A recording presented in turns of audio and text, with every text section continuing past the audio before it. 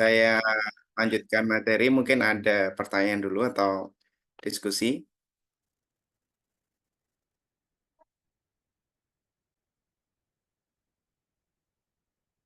Nggak ada? Oh ya, Mbak Anissa udah hadir ya? Kemarin tanya. Iya, Pak. Hadir ya? Terkait dengan Ibu Pot ya, kemarin nanya kalau masa pajak terakhir bagaimana. Nah, tadi saya sudah melihat simulasinya ya terkait dengan aplikasi Ibu Pot. Jadi untuk yang masa pajak terakhir, itu nanti tidak dibikin yang bulanan lagi. Ya, jadi dibikinnya langsung menggunakan bukti potong yang tahunan, ya 1721A1, ya atau yang A1 kalau di Ibu Potnya. Nah, penghasilan di Desember bagaimana? Nah, pada saat nanti membuat bukti potong yang A1 di aplikasi Ibu Pot, itu sekalian memasukkan penghasilan yang di Desember. Gitu. Nah, penghasilan itu tidak mempengaruhi keluaran nanti dari bukti potongnya, tetapi nanti akan ngelinknya ke SPT masa dari yang memberi kerja ya atau yang memotong itu ya. Jadi di Desember atau di masa pajak terakhir itu nanti input penghasilan di masa pajak terakhir. Nah, PPh-nya kan akan terinput sendiri pada saat membuat bukti potongnya A1. Begitu, Mbak. Berarti untuk penghasilannya yang diinput hanya yang Desember aja, nanti otomatis terakumulasi seperti itu. Untuk Oh enggak, penghasilan penghasilannya totalnya jadi ada dua masukan penghasilan nanti pada saat membuat A1. Hmm. Oh gitu, ya ya. Penghasilan Desember saja, tapi dia tidak akan masuk ke bukti potong ya. Hmm. Nah, nanti terus tambah lagi penghasilan selama 1 tahun, gitu. Oke, baik. Ya, nanti Baik, baru Pak. ke bawahnya akan dihitung berdasarkan perhitungan yang tahunan. Oke, baik, Pak. Oke? Terima kasih. Oke, baik. Oke, kalau nggak ada pertanyaan atau Pak, diskusi lebih mohon lanjut, maaf Pak, ya saya silakan. boleh minta simulasi yang kemarin yang Ibu Pot kemarin nggak Pak? Boleh, nanti saya share ya. Oke, makasih Pak. Atau sekarang ya, nanti keburu lupa. Sebentar ya. Eh, saya sempat di mana ini tadi?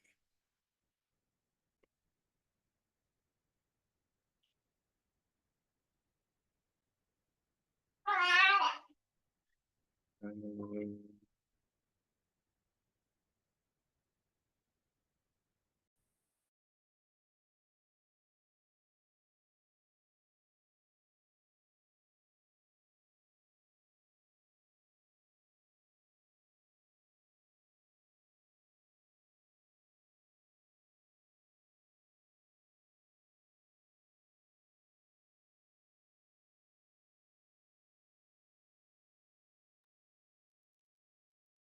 Ya, sudah saya kirim ke chat box. Tapi masih loading ya sebentar. Ya, sebenarnya kayak bukan video bukan ya, kayak semacam user manualnya lah. Nanti saudara bisa melihat step-stepnya dari situ. Iya Itu Pak. termasuk tata Tapi cara belum membuat masuk ya yang Pak? sebentar. Oh ya belum belum masih loading ya. Nanti saya sambil nyiapkan materi juga ya. Baik Pak.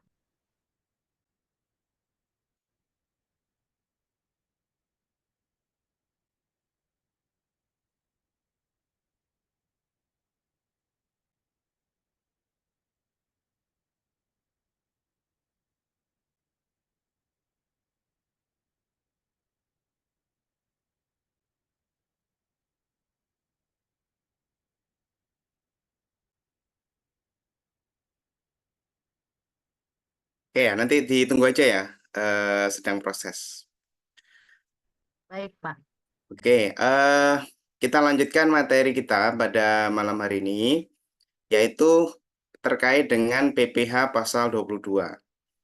Nah, kita sudah melewati materi terkait dengan PPh pasal 21 ya, selama 5 pertemuan ya. Jadi mulai dari tata cara pemotongannya, terus penyampaian SPT-nya, terus saya juga memberikan pengenalan terkait dengan aplikasi Ibu Pot, terutama yang PPh pasal 21. Oke, nah terus selanjutnya kita akan mempelajari materi terkait dengan PPh pasal 26. PPh pasal 22. PPh pasal 22 ini secara umum diatur di pasal 22 Undang-Undang PPh. Ya, jadi ketentuan umumnya itu di pasal 22 Undang-Undang PPh. Sama kayak 21, berarti dia diatur di pasal 21 kalau PPh pasal 21.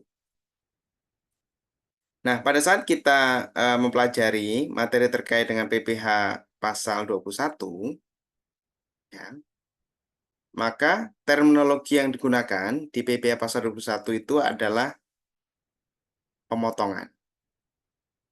Ya, di PPh pasal 21 itu pemotongan.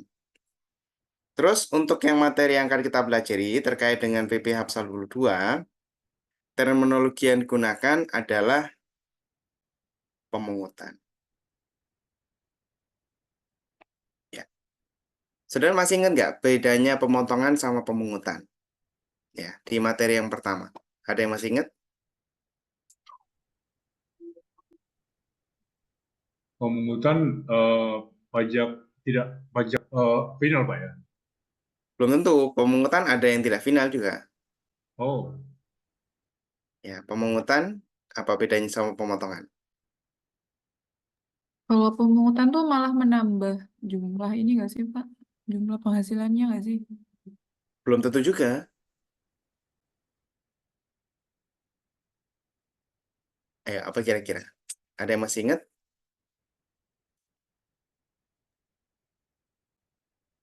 Ada dua kategori ya yang membedakan antara pemotongan dan pemungutan. Ya, kita lihat dari objeknya. Ya, dari objeknya. Kalau pemotongan pajak, ya ini kaitannya dengan PPh 21 ya. Pajak penghasilan maksudnya.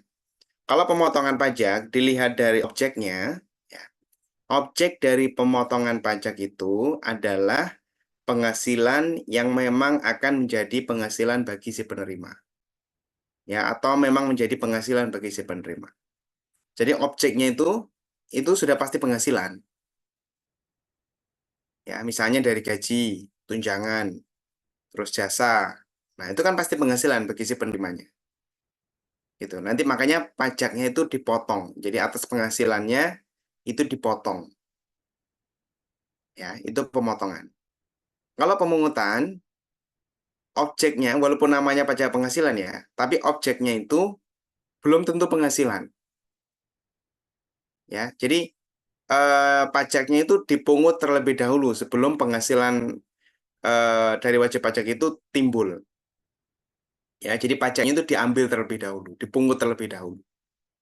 Nah, pemungutan ini bisa berasal dari transaksi penjualan, pembelian, ya, atau kegiatan ekspor dan impor. Ya, jadi penghasilannya itu belum muncul, ya. Wajib pajak itu belum mempunyai penghasilan pihak yang dipungut itu. Tetapi dia sudah terutang namanya PPh atau pajak penghasilan pasal 22. Ya, pajaknya dipungut terlebih dahulu. Gitu. Ya, itu kalau dari sisi objeknya.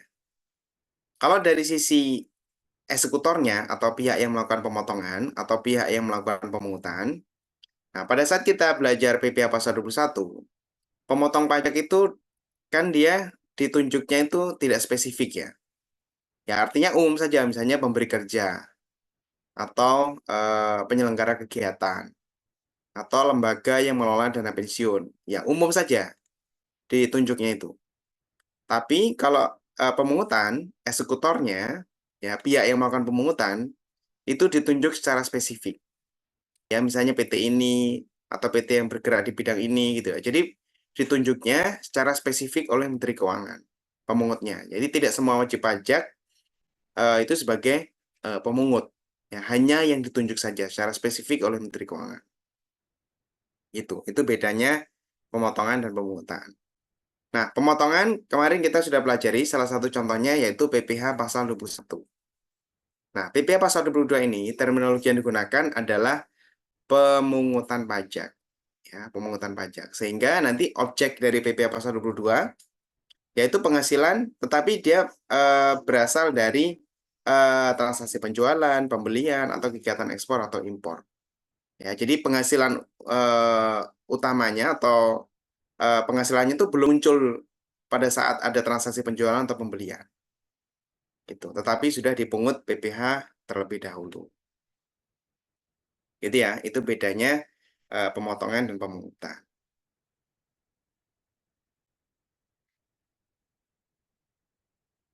Nah, ini dasar hukumnya terkait dengan PPh pasal 22 yang mengacu pada Undang-Undang Pajak Penghasilan, ya, sebagaimana diperbarui dengan Undang-Undang Harmonisasi Peraturan Perpajakan, terus mengacu juga di beberapa peraturan Menteri Keuangan. Nah, jadi tadi pemungut PPh pasal 22 itu kan ditunjuk secara spesifik ya oleh Menteri Keuangan. Nah, penunjukannya itu menggunakan peraturan Menteri Keuangan. Ya, jadi ditunjuk secara spesifik ya pihak-pihak yang dia itu ditunjuk sebagai pemungut PPh pasal 22. Tuh, ya, ada beberapa peraturan Menteri Keuangan yang menunjuk pihak sebagai pemungut PPh pasal 22, termasuk objeknya di situ. Nah, objeknya terkait dengan apa? Nah, kalau kita lihat pengertiannya, ya PPh pasal 22 itu adalah dia merupakan pajak penghasilannya, pajak penghasilan yang dipungut, ya, bukan dipotong, tetapi dipungut. Sehubungan dengan pembayaran atas penyerahan barang dan kegiatan di bidang impor atau kegiatan usaha di bidang lainnya. Ya, jadi pajaknya dipungut. Nah, atas transaksi apa ya? Transaksi dari penyerahan barang misalnya atau kegiatan impor ya atau kegiatan di bidang lain dan penyerahan barang yang tergolong sangat mewah. Itu ya. Intinya pemungutan PPh pasal 22 ini ya, basic yang digunakan atau transaksi yang munculnya PPh pasal 22 itu dari penyerahan barang. Ya, sebenarnya dia kayak mirip PPN gitu ya. Tapi bukan pajak penetapan nilai. Jadi misalnya ada PTA, ada PTB gitu ya. PTA ini adalah BUMN misalnya. BUMN ini beli ya, dari PTB misalnya. Nah, berarti di sini kan akan dapatkan barang ya. Nah, PPh pasal 22 ini atas pembelian ini. Ya, salah satu contohnya ya, atas pembelian. Ya, jadi kalau BUMN dia beli barang dari pihak lain ya, setiap pembelian dengan jumlah tertentu dengan barang tertentu dia wajib memungut PPh pasal 22 BUMN-nya. Itu. Ya, basicnya itu dari barang. Nah, walaupun terkait dengan transaksi berupa barang ya, tetapi ini beda sama PPN. Kalau PPN itu karena barangnya ya, jadi dikenakan itu atas penyerahan barangnya. Nah, untuk yang PPh pasal 22 ini atas penghasilannya. Ya, jadi kalau PPN itu atas barangnya, kalau PPh pasal 22 itu atas penghasilannya ya, bukan pajak atas barang, tetapi pajak atas penghasilan ya. Tetapi penghasilannya dipungut terlebih dahulu ya. Jadi pajaknya dipungut dari penghasilan yang belum muncul pada saat adanya transaksi penyerahan barang tersebut. Gitu ya. Oke, mungkin ada pertanyaan atau diskusi terlebih dahulu. Silakan. Ya Pak, mohon maaf dijelaskan ulang tadi itu di luar impor juga ada ya PPh 22 ini. Contohnya apa Pak? Sorry? Ya, betul. Jadi PPh pasal 22 ini bisa transaksi pembelian, bisa transaksi penjualan, ya, bisa transaksi impor juga. Ada juga yang ekspor juga, tapi tertentu ya. Ya, bisa pembelian, bisa penjualan, sama impor sama ekspor. Tetapi dengan kondisi-kondisi tertentu ya, tidak semua. Ada kondisi-kondisinya. Contohnya aja Pak, di pembelian dalam negeri gimana apa misalnya? Contohnya gini, tadi yang BUMN sudah ya. Jadi BUMN dia beli barang ya untuk usahanya atau untuk keperluan bisnisnya. Nah, setiap pembelian BUMN itu memungut PPh pasal 22. Ya, jadi pada saat dia membayarkan harga barangnya, nah, atas pembayaran itu nanti BUMN akan memungut PPh pasal 22-nya. Jadi besarnya yang dibayarkan kepada tokonya misalnya atau kepada suppliernya itu diambil PPh-nya sebesar 1,5%. Gitu. Jadi dikurangin yang dibayarkan, dikurangin sebesar 1,5% sebagai pemungutan PPh pasal 22. Gitu. Itu Oh, kalau jadi, pembelian. jadi yang mungut hanya tertentu ya Pak. Kalau swasta ke swasta nggak mungut Oh, ya Pak? enggak. Jadi hanya yang ditunjuk saja. Iya, iya. Oke, Pak. Contohnya BUMN tadi. Tapi bukan berarti semua BUMN ya. Maksudnya tidak harus selalu BUMN gitu ya. Ya bisa nanti ada non BUMN juga yang ditunjuk juga sebagai pemungut. Ya, contohnya itu kalau pembelian. Kalau penjualan, contohnya Pertamina. Ya, Pertamina dia menjual BBM. Pertamina atau anak perusahaan Pertamina, ya dia menjual BBM. Nah, setiap penjualannya itu Pertamina akan memungut PPh pasal 22. Gitu. Ya, di apa namanya? Di harganya itu si pembelinya dia harus menambah uang sebesar persentase tarif dari PPh pasal 22. Gitu. Ya. Dan juga kegiatan impor sama ekspor. Nanti akan saya jelaskan apa jenis-jenisnya. Yang setiap transaksi ini, setiap transaksi saya golongkan ke setiap-tiap transaksi nanti. Jadi PPh 22 yang ada di impor itu bukan hanya karena impor berarti Pak ya? Berarti Bukan hanya karena impor. umumnya untuk pembelian penjualan ya? Ya, bisa penjualan, ya, pembelian, ada juga impor dan ekspor juga ada. Tapi ekspor tertentu ya. Iya, iya. Oke Pak, baik Pak. Gitu. Nah, PPh pasal 22 ini, ya, sebagaimana kayak PPh 21, dia merupakan kredit pajak. Ya, sebenarnya dia pajak yang dibayarkan duluan. Ya, misalnya kalau di perusahaan, ya, kalau di akuntansi, biasanya PPh pasal 22 ini dicatatnya sebagai pajak yang dibayar di muka. Ya, jadi pajak yang dibayar di muka. Terus nanti pada saat wajib pajak menyampaikan SPT tahunan, PPh pasal 22-nya dapat menjadi kredit pajak pada SPT tahunan. Kecuali yang bersifat final ya. Nanti ada PPh pasal 22 yang bersifat final. Gitu ya. Oke.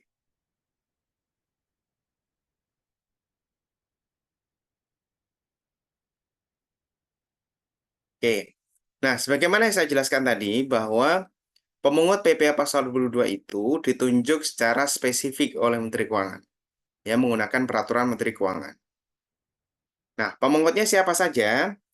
Nah, ini ada kelompok ya, 3 kelompok besar ya terkait dengan pemungut PPh pasal 22.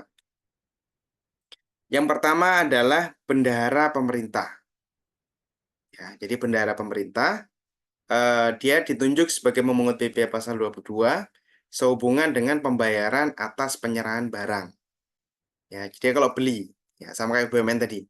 Bendahara pemerintah beli barang dengan jumlah tertentu ya dan barang tertentu. Nah, nanti bendahara pemerintah tersebut memungut yang namanya PPh pasal 22. Gitu. Oke. Terus yang kedua adalah badan-badan tertentu ya, untuk memungut pajak dari wajib pajak yang melakukan kegiatan impor ya atau kegiatan usaha di bidang lain. Ya, jadi kalau impor nanti yang ditunjuk sebagai pemungut adalah Direktorat Jenderal Bea dan Cukai.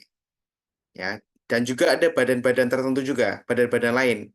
Tapi bukan kaitannya dengan impor, misalnya kaitannya dengan pembelian, kaitannya dengan penjualan. Gitu. Ya, nanti akan saya sebutkan badan-badannya apa saja. Itu yang kedua.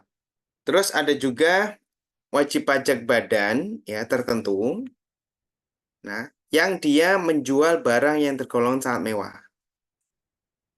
Ya, jadi kalau misalnya ada wajib pajak badan, dia itu menjual barang tergolong sangat mewah, nah dia ditunjuk sebagai pemungut PPh pasal 22.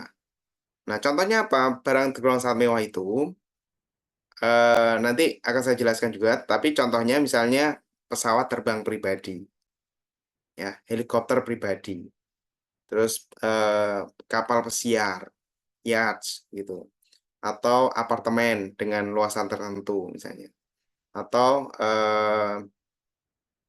rumah ya, rumah tapak dengan luasan tertentu gitu. Terus kendaraan roda 4 nanti dengan harga tertentu gitu. Nah, kalau yang menjual itu ada wajib pajak badan.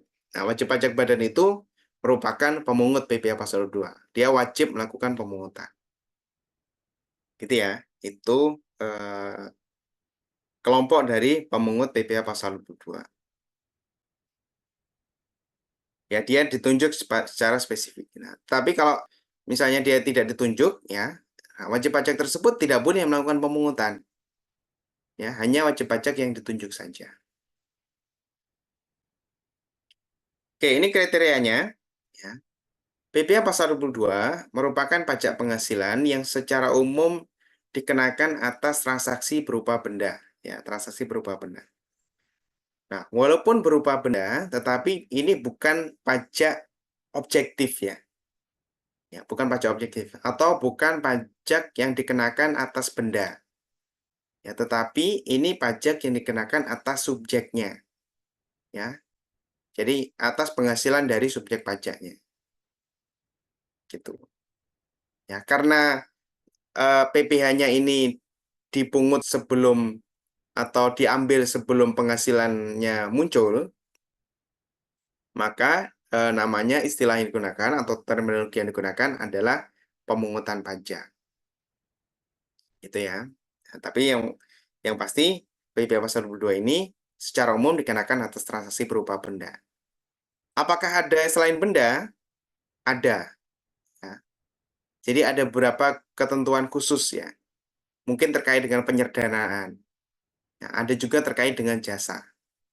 Tapi tidak banyak ya. Ada sedikit lah terkait dengan jasa. Tapi mungkin kaitannya dengan bagaimana dari pemerintah itu memberikan kemudahan atau bagaimana dari pemerintah menyederhanakan terkait dengan transaksi yang dikenakan pajak. Nanti akan saya berikan contoh. Terus pemungut PPh pasal 22 ini, ya pemungutnya adalah pihak yang ditunjuk secara spesifik oleh Menteri Keuangan. Ya, jadi ada badan-badan tertentu yang dia sudah ditunjuk oleh Menteri Keuangan. Ya, atau bisa juga dari pemerintah. Gitu. Wajib pajak tertentu yang dia ditunjuk sebagai pemungut PPh pasal 22. Nah, dalam hal pihak yang dipungut tersebut tidak memiliki NPWP, maka dikenakan tarif 100% lebih tinggi. Ya. Tuh. Oke. Oke, itu tadi gambaran umum terkait dengan PPh pasal 22. Mungkin ada pertanyaan dulu sebelum ke spesifik setiap kegiatan yang ada PPh pasal 22-nya. Izin tanya, Pak. Ya, silakan. Untuk yang PPh 22 ini berarti juga inputnya di EBUPOT ya, Pak ya? Masuk Ya. ke unifikasi. Betul. Ya, nanti untuk yang PPh selain 21, ya 22, 23, 4 ayat 2, PPh pasal 15, pasal 26, ya pasal 26 yang selain orang pribadi ya. Nah, itu masuknya di IBUPOT juga. SPT-nya dan bukti potong atau bukti pungutnya dibikin melalui aplikasi IBUPOT Unifikasi. Ya, caranya hampir sama kayak kemarin. Ya, jadi diaktifkan dulu IBUPOT Unifikasi, nanti baru dibuka melalui aplikasi yang DJP online. Gitu ya. Pak, Oke, mau tanya, ya silakan. jadi kalau beli tisu itu kenapa kena PPh 22 ya, Pak? Bisa tolong jelasin dong? Beli dari mana? Dari supplier dan distributornya. Jadi Ah, dia yang distributornya, Pak.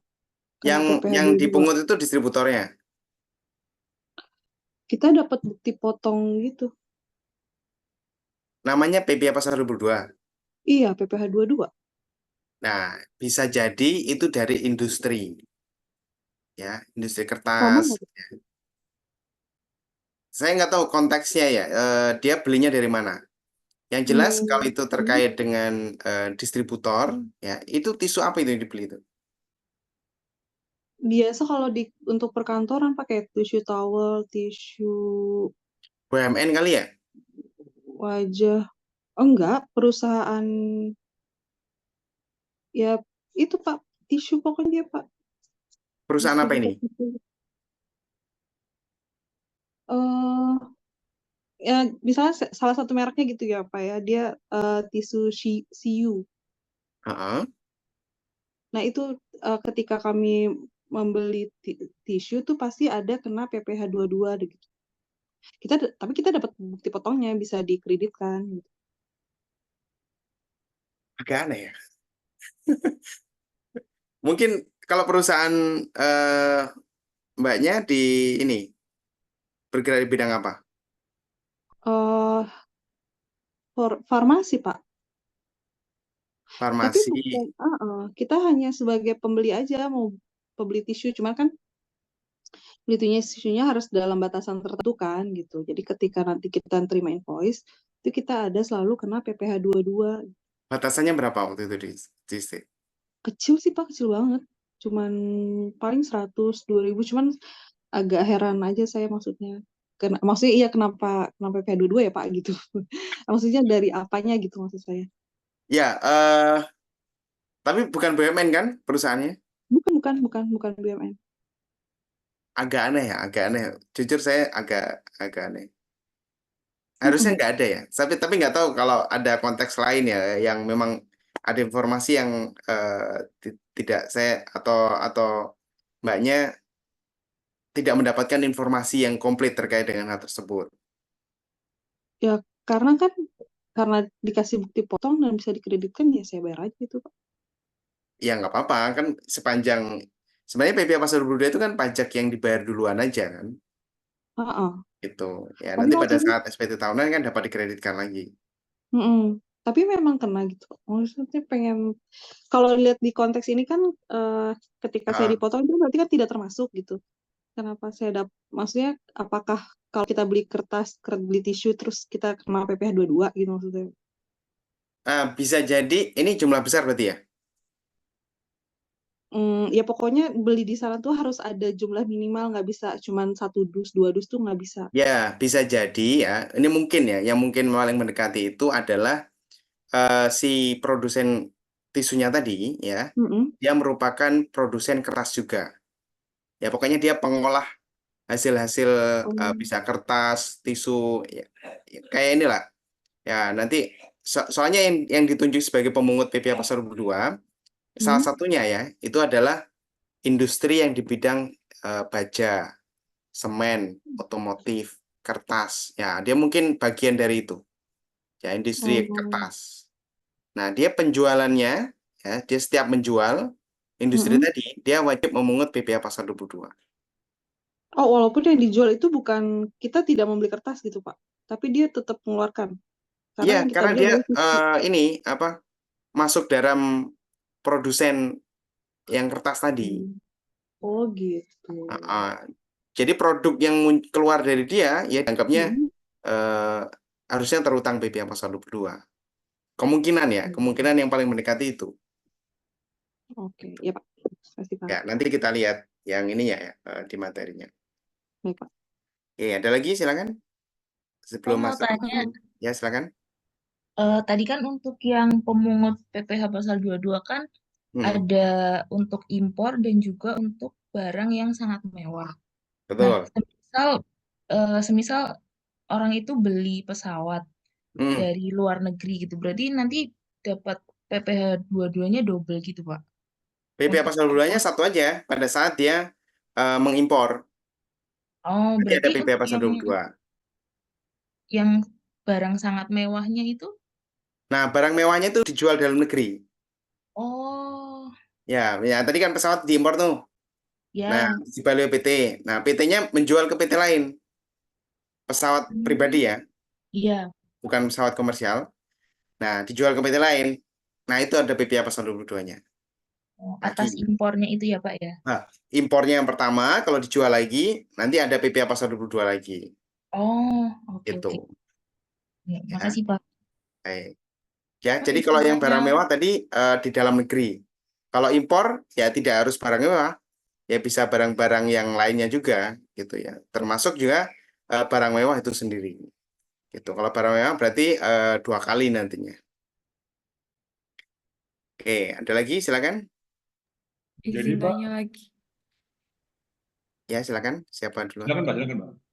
Oh, ini Pak yang di karakteristik ini yang nomor 3 Pak ya. Itu Hmm, kan kalau yang tidak memiliki NPWP itu lebih tinggi 100% hmm. dari tarif. Nah, itu memang kalau yang non NPWP bisa diinput di e-Bupot Pak. Ya, ini ketentuan dulu. Ya, Oh, ketentuan. ketentuan dulu ya. Kalau sekarang kan Oke, Pak. karena pakai NIK ya.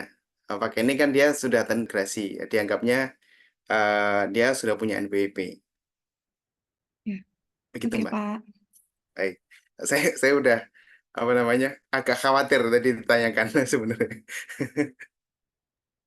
Oke, ada Jadi lagi Pak, silakan. ya, tadi juga saya mau nanya yang itu Oh 100%. gitu ya. Nah, Sama lalu ya. Jadi ya, nanti yang pakai kedua, NIK. yang kedua tadi bahwa sebutkan kalau beli pesawat tadi contohnya Hmm? kalau untuk pakai sendiri nggak kena PPNBM ya, hanya untuk dijual baru kena gitu. Pada saat apa ini, Pak? Pada saat diimpor kan dia untuk pakai sendiri tuh pesawat, Ya, dia nggak kena kalau pakai PPNBM. sendiri mungkin misalnya dia tergolong barang mewah ya, pesawat pribadi ya. Ada PPNBM ya. Tapi kan nanti kategori PPN ya kalau PPNBM. Terus pada saat impor ada PPh 22 juga. Ya, jadi impor itu selain biaya masuk, selain administrasi lain, ada PPN, ada PPh pasal 22. Kegiatan impor itu. Ya, PPN itu atas barangnya, PPh pasal 22 itu atas penghasilan dari yang importer tadi. Nah, tadi kan Bapak tembakkan kalau dia jual lagi tuh pesawat ke orang, dia Ya, yang membeli itu kena PPNBM gitu. oh enggak, PPNBM sekali aja pada saat impor. Oh, jadi dia jual atau tidak jual kena PPNBM. Pada saat impor kena impor ya. Pada saat Oh, impor sekali aja kalau PPNBM. Nah, jadi kalau baik itu untuk pakai sendiri ataupun untuk dijual kembali ya kena ya. baik untuk dipakai sendiri maupun dijual. Kalau impornya ya, Iya, iya. nanti pada saat dijual kan kaitannya dengan penjualan dalam negeri.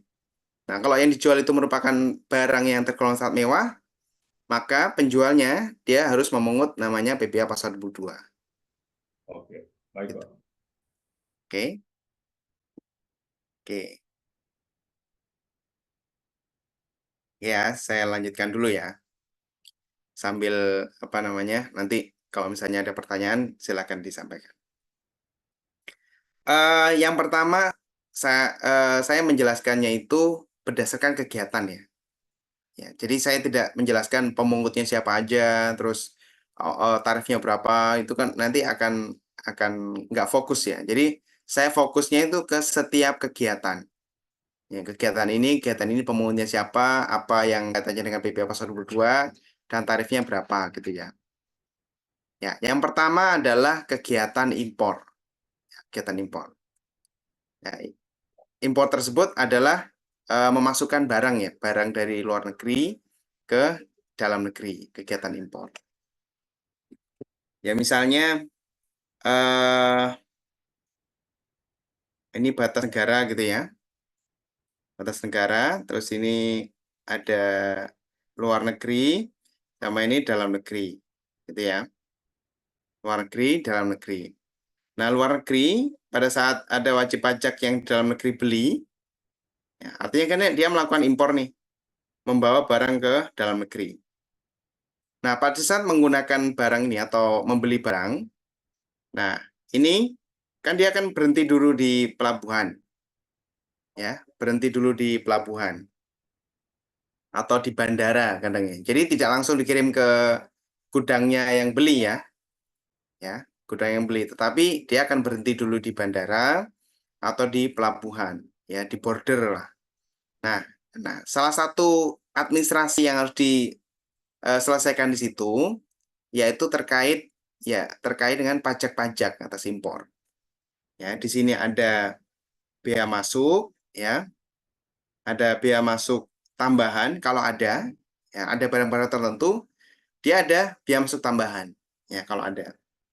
Ada juga PPN, ya pajak pertambahan nilai ya, sama PPh pasal 22, ya PPh pasal 22. Nah, yang kita pelajari ini yaitu kaitannya bagaimana menghitung PPh pasal 22 ini. PPN nanti ada sendiri ya terkait dengan materi PPN. Nah, kita juga tidak membahas terkait dengan biaya masuk. Gitu ya. Jadi kegiatan impor gitu. Jadi pada saat wajib pajak itu atau importer ya mengimpor barang, nanti dia akan membayar pajak-pajak dalam rangka impor, biaya masuk, PPN sama PPh pasal 22. Nah, tarifnya berapa? Tarifnya tergantung barangnya ini. Ya, tergantung barangnya. Nah, barang itu untuk melihat tarifnya dikelompok-kelompokkan ya, dikelompok-kelompokkan.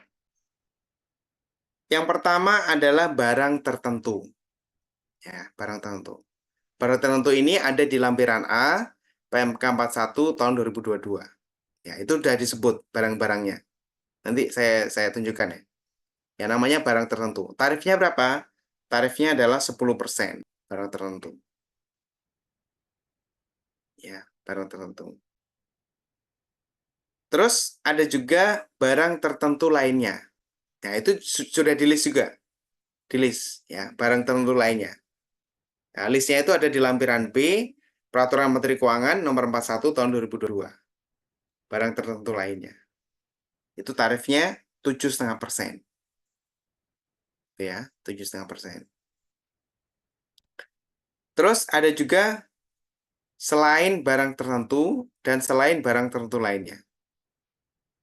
Ya, jadi selain A dan B, ya, barang-barang selain A dan B yang tidak ada di list A dan tidak ada di list B, maka masuknya di C. Nah, dilihat yang melakukan impor itu apakah dia punya angka pengenal impor atau dia tidak punya angka pengenal impor. Kalau punya, maka tarifnya adalah 2,5%. Biasanya ini importer umum ya, dia yang sudah biasa impor, ya. Dia akan kena tarif 2,5%. Tapi hanya untuk yang non barang tertentu atau non barang tertentu lainnya. Kalau yang diimpor adalah barang tertentu, walaupun punya angka pengenal impor, tarifnya ya 10%. Gitu. Nah, kalau dia tidak punya angka pengenal impor, maka tarifnya adalah 7,5%. Terus impor kedelai, gandum, tepung terigu, ya, yang sesuai dengan lampiran C PMK 41 tahun 2022, ditulis juga di situ gandum itu kodenya apa, gandum, terus kedelai, tepung terigu. Nah, itu di list di lampiran C. Nah, tarifnya 0,5%.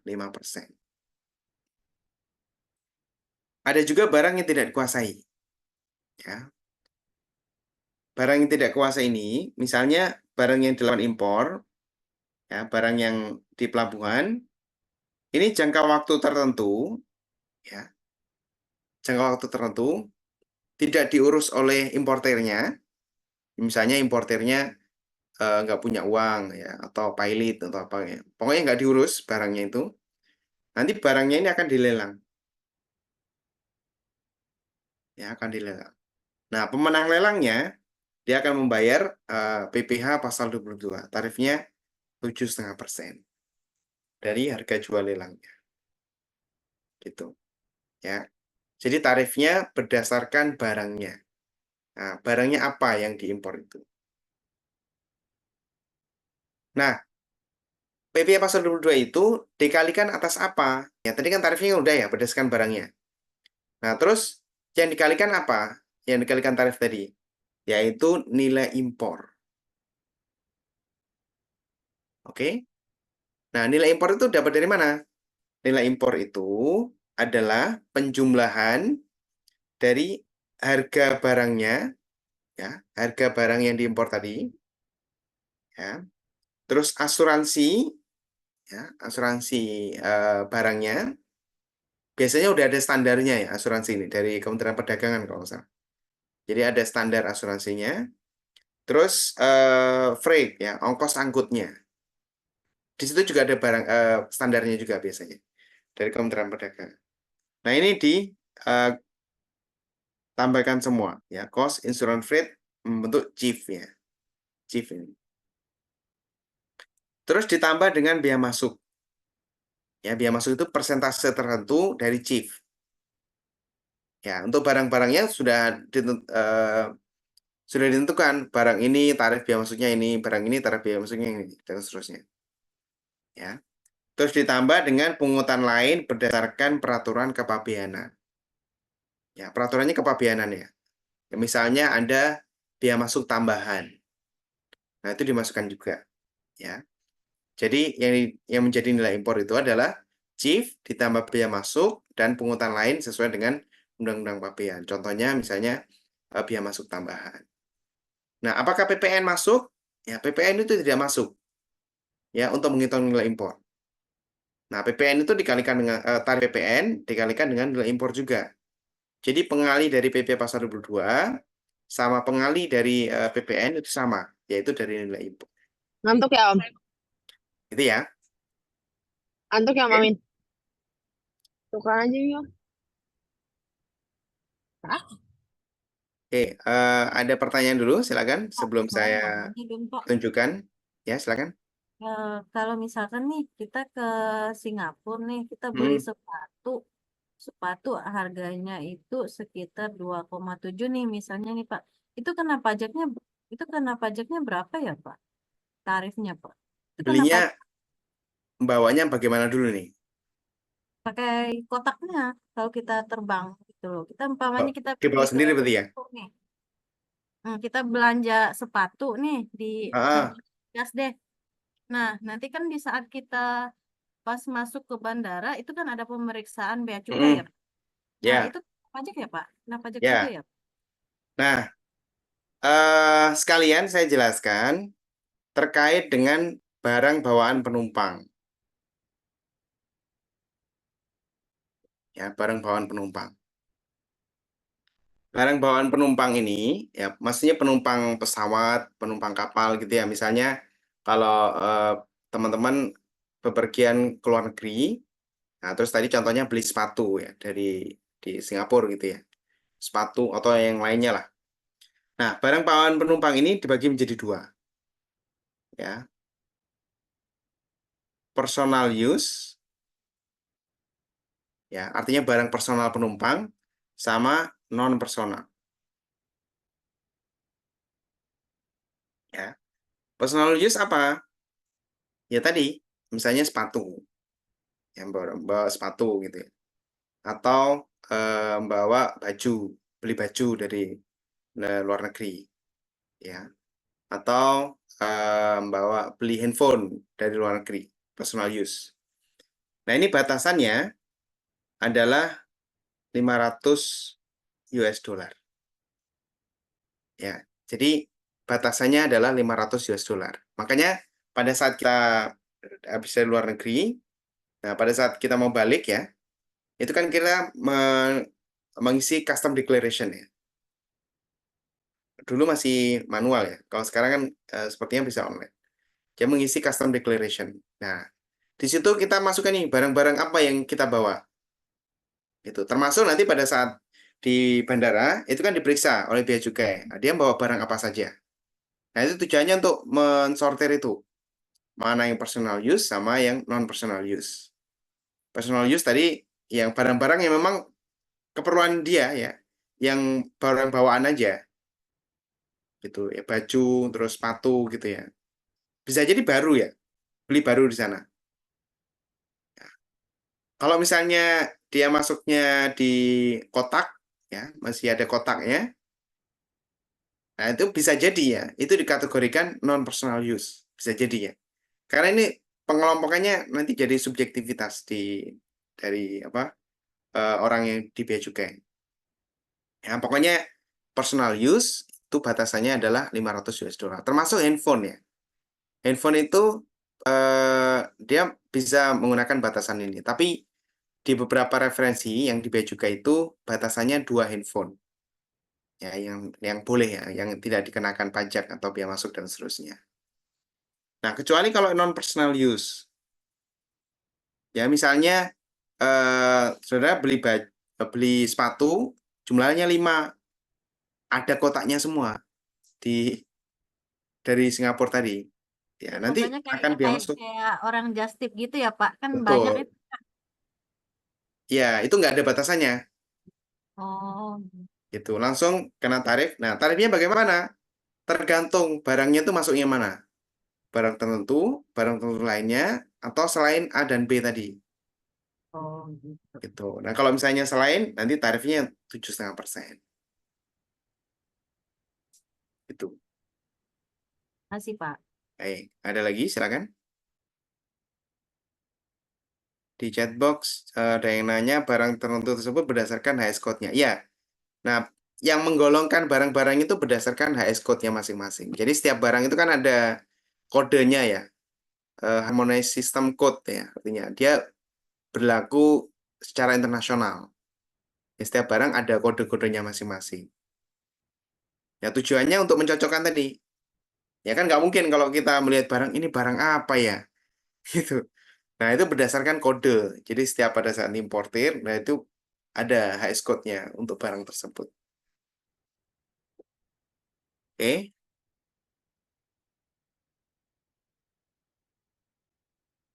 Nah, terus ada lagi barang kiriman ya. Paket. Barang kiriman. Ya, barang kiriman. Ini batasannya adalah 3 US dollar. Ya. 3 US dollar. Sebentar, saya cek dulu.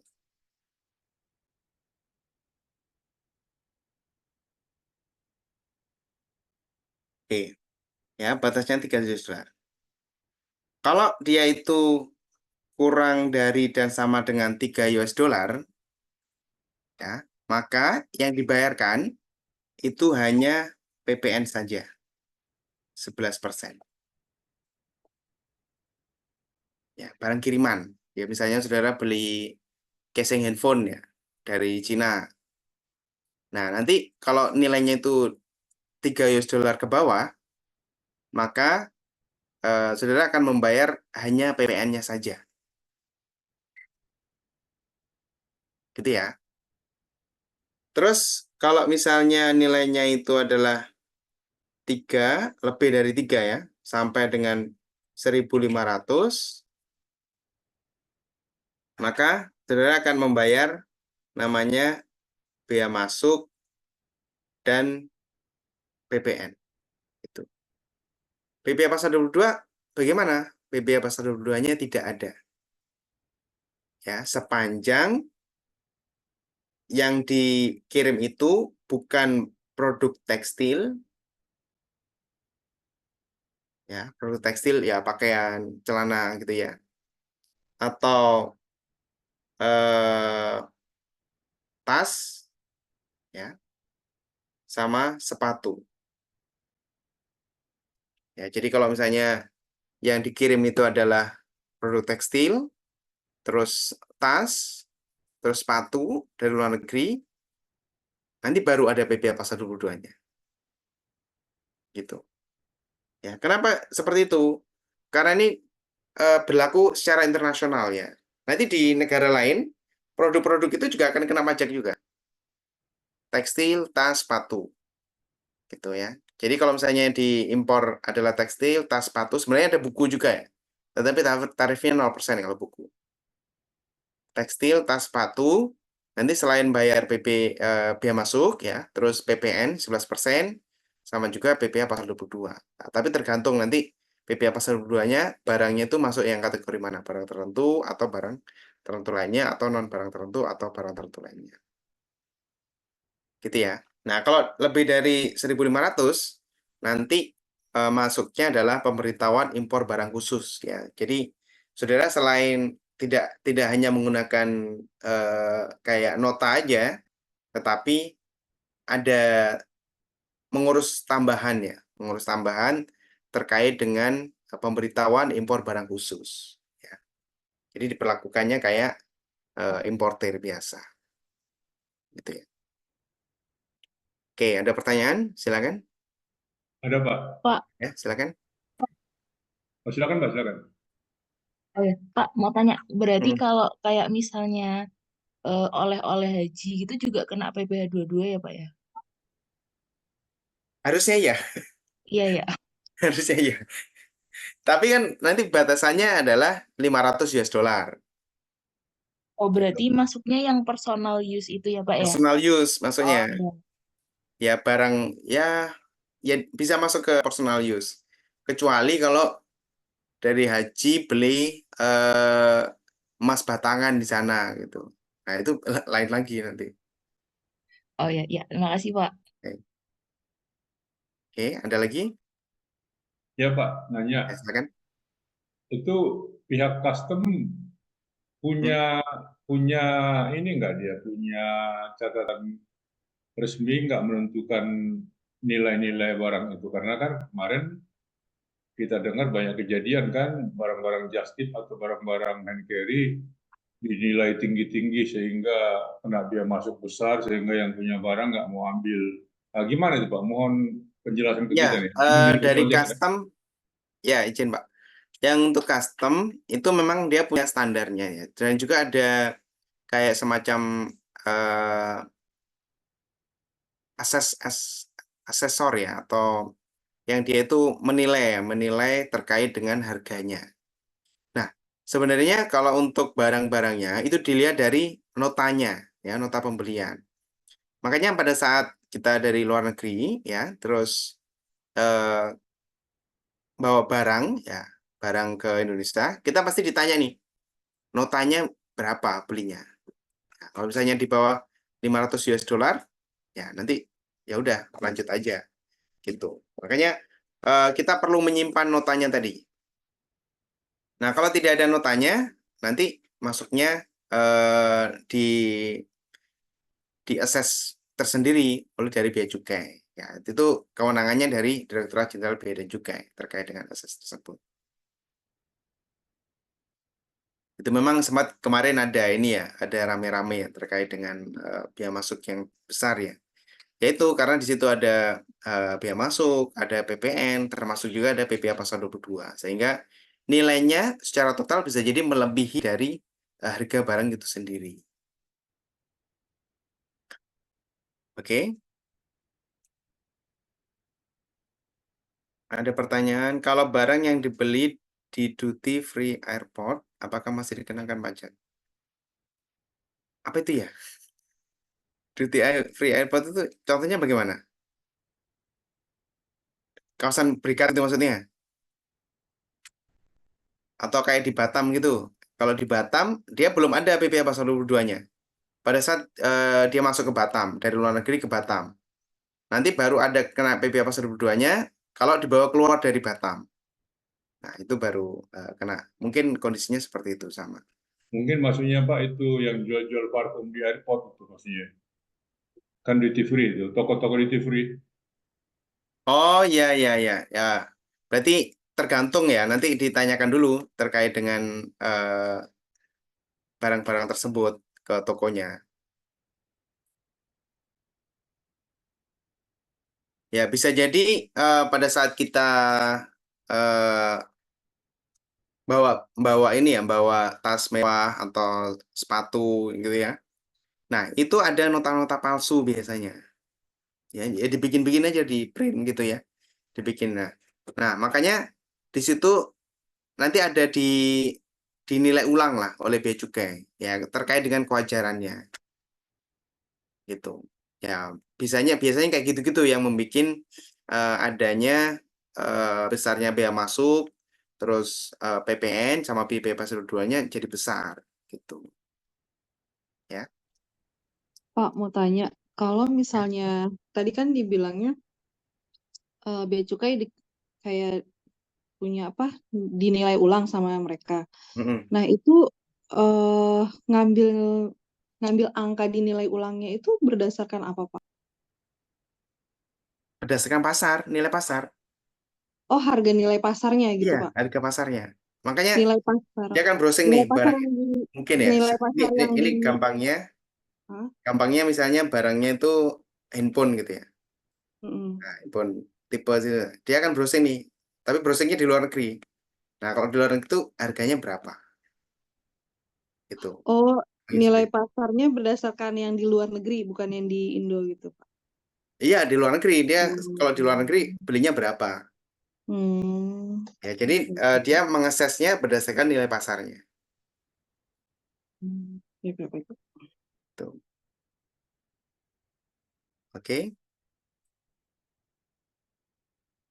Terus ada pertanyaan di chat box.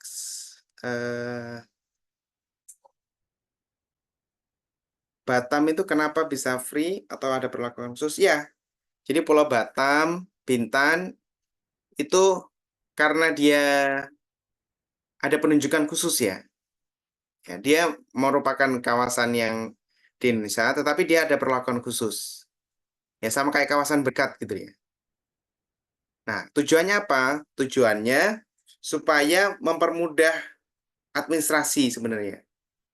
Ya, mempermudah administrasi pada saat barang itu dikirim dari ke Batam untuk diolah dan seterusnya, ya, itu kan lebih dekat ke Singapura ya. Nah, itu ada bargaining lah, atau dia itu tidak kalah dengan negara sampingnya gitu ya. Jadi pada saat dia masuk, nah, dia tidak dikenakan pajak duluan.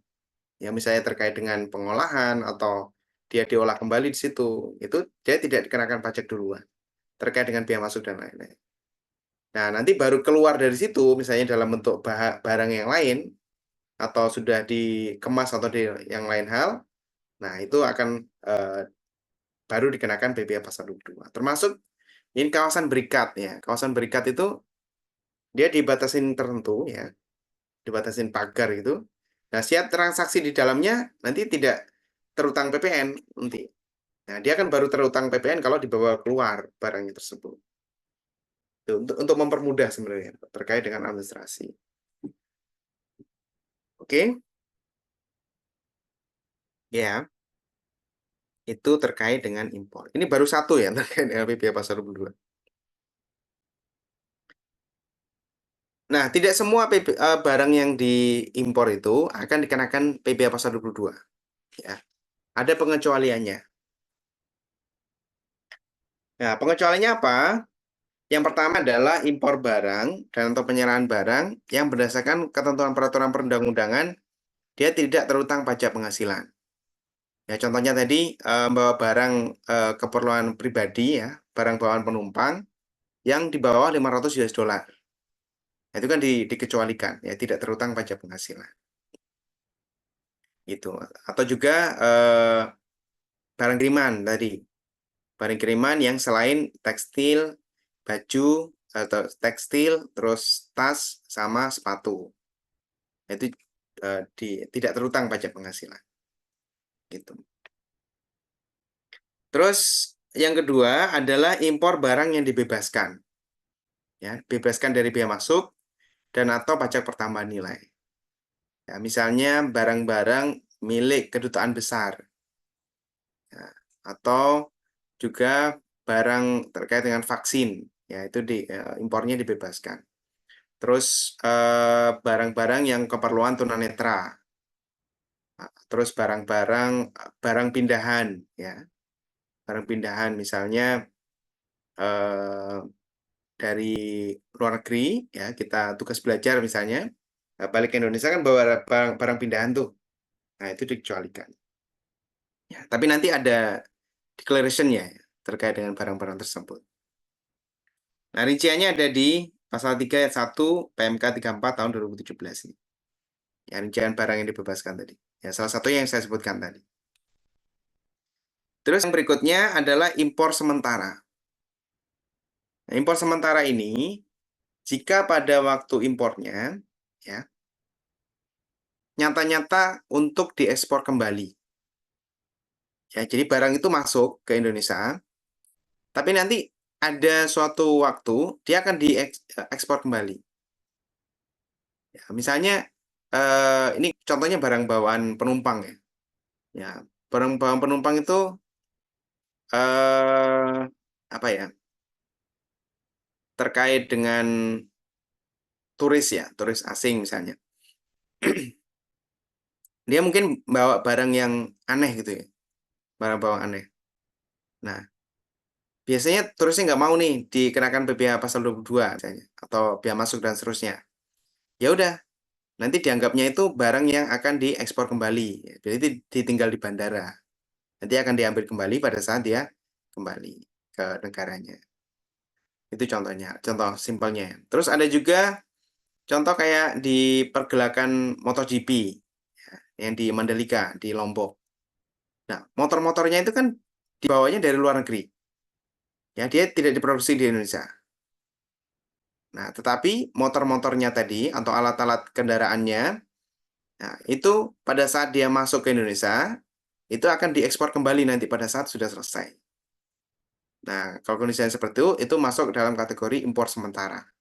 Nanti pakai izin ke bea cukai, nanti untuk yang bea masuknya, terus PPN dan PPh pasal 22-nya, dia tidak ada.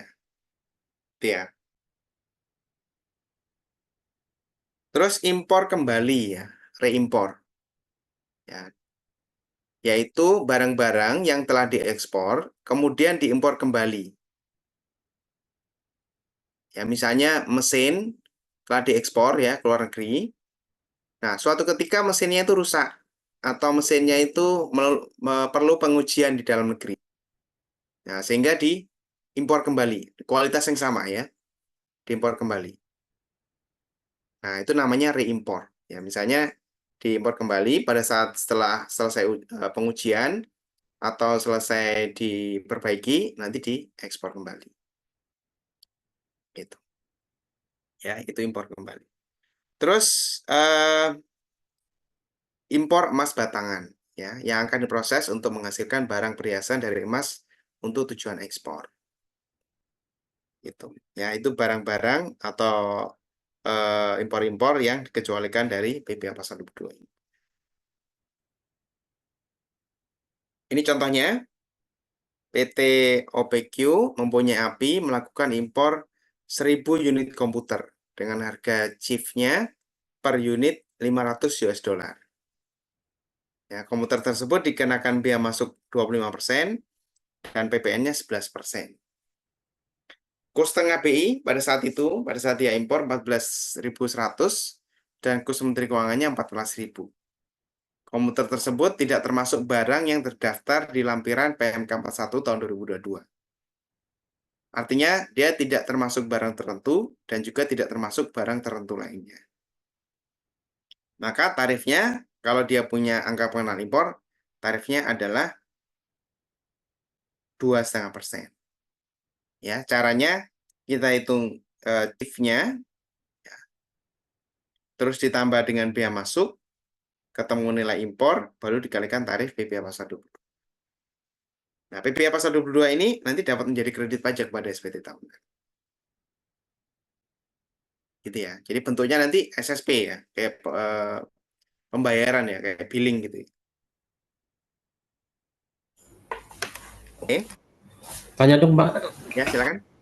Pak, setelah kita bayar PPh pasal 22 yang 2,5% itu, kita harus melaporkan juga Pak atau gimana Pak? Nggak harus laporkan ya. Jadi dia tidak melaporkan kayak SPT masa tidak ya terkait dengan impor ya. Iya, terkait impor Mas. Ya, pembayarannya itu nanti kan menggunakan SSP, bukti pembayaran pajak. Iya. Nah, itu aja yang langsung jadi kredit pajak pada SPT tahunan. Oh. Nanti kan misalnya dibuat dikreditkan ke pajak badan gitu kan. Nah, itu biasanya kita harus ibaratnya misalnya ada pemeriksaan pajak itu buktinya apa gitu yang Ya kita pembayaran PPh 22-nya kan ada. Oh, NTPN-nya itu Pak ya? NTPN-nya. Oh iya, iya. Ya, hanya itu aja ya Pak ya? Hanya itu saja. Oke, oke. Oke. Makasih Pak. Oke. Ya.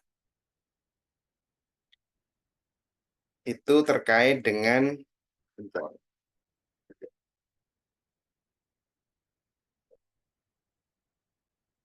Ada juga ekspor ya.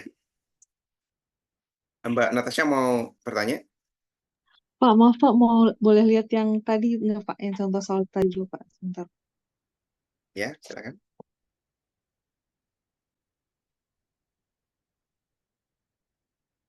Gimana? Ya, udah Pak, udah ngelihat ini aja Pak.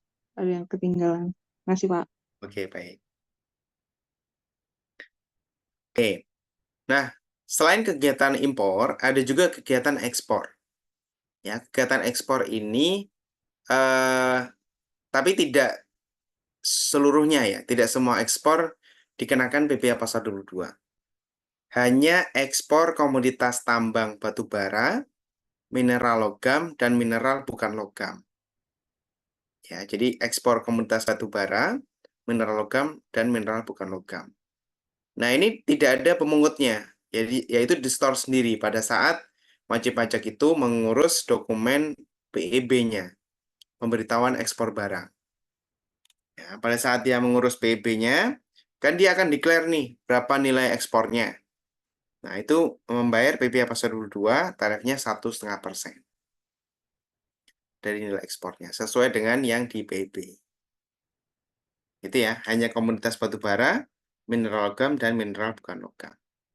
HS code-nya atau kode barangnya sudah ada di PMK 141 tadi.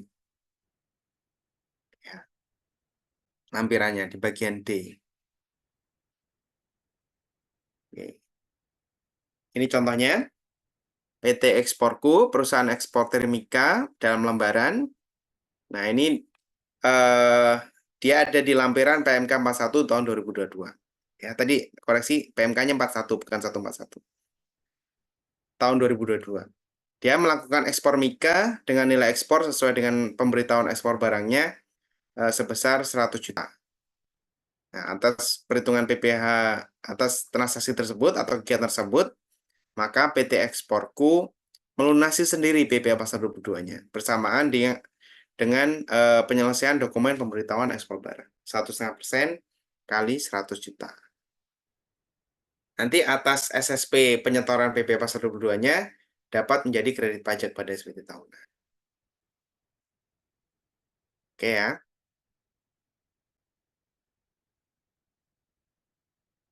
Terus saya lanjutkan. Nah, berikutnya terkait dengan pembelian barang oleh bendahara atau kuasa pengguna anggaran. Ya, intinya pembelian barang oleh pemerintah. Ya, pemerintah pusat maupun pemerintah daerah.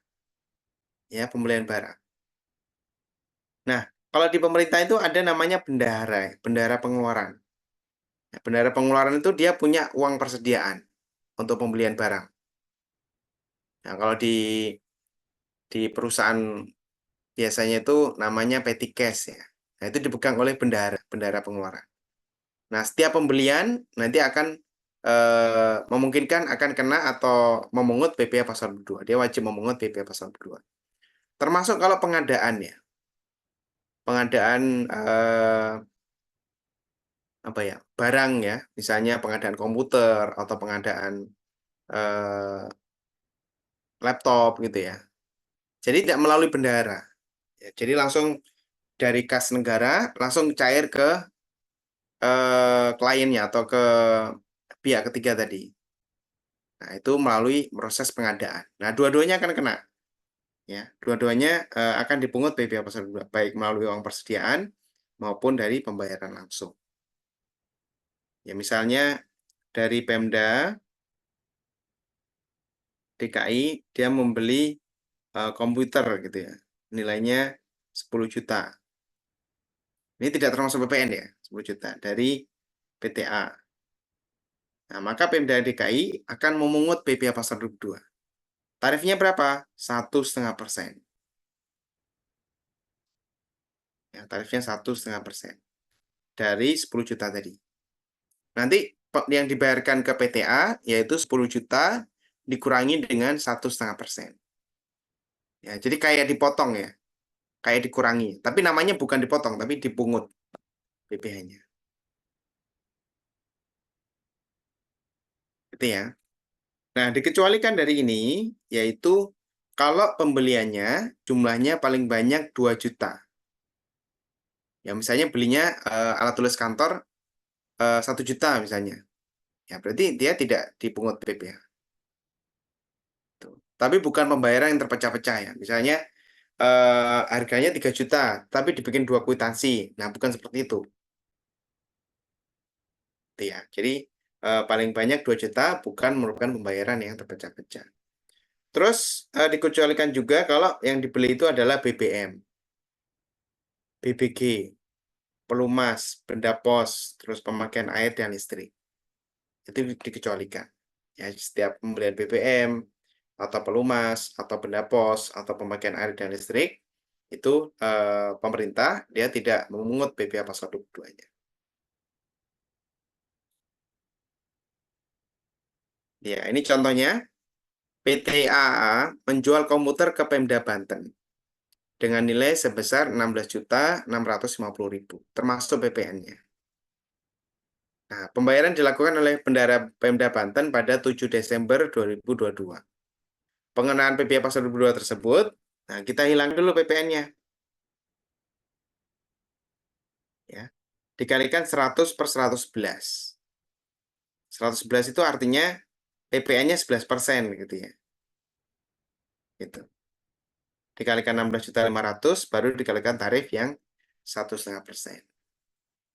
Ini. Jadi yang diterima oleh PT AA yaitu sebesar 15 juta dikurangi dengan 225.000. Gitu ya. Oke, ada pertanyaan? Silakan. Izin tanya, Pak. Ya, silakan. Tadi terkait untuk yang pembelian barang oleh bendahara atau kuasa pengguna anggaran itu. Nah, kebetulan kan lembaga kami tuh bergerak di bidang pelatihan. Terus Ya. tahun ini tuh kami dapat bantuan dana pelatihan dari pemerintah, dari Kementerian Pendidikan.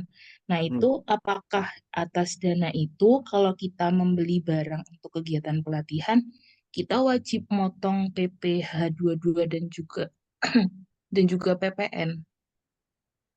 Kalau PPN, kalau yang wajib pajak penerima dananya itu PKP, dia memungut PPN. Ya, Kalau 11%. seumpamanya kami belum PKP, Pak, Kalau belum PKP tidak. Ya, setiap penyerahan dan apapun.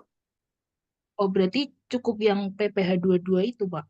PPh pasal 22-nya itu pun kalau pembayarannya melalui pemerintah yang memberikan dana. Ya, pemerintahnya biasanya dananya itu gini sifatnya, ada yang dibentuk langsung diberikan cash atau setiap pengadaan melalui bendahara. Misalnya dia butuh apa? Alat tulis misalnya atau terkait dengan buku misalnya.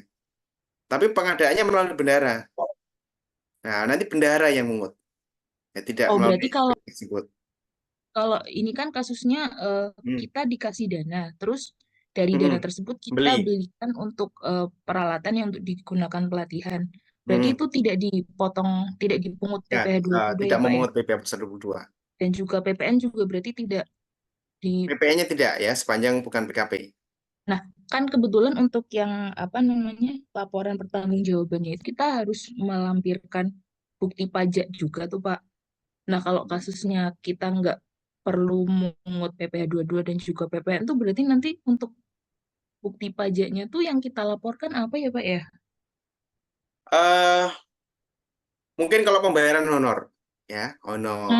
Oh ya, oke. Terus yang peserta kegiatan mendapatkan uang saku. Berarti Atau lebih ke yang mendengarkan. PPh 21-nya ya, Pak ya? Ya, terkait dengan PPh 21-nya.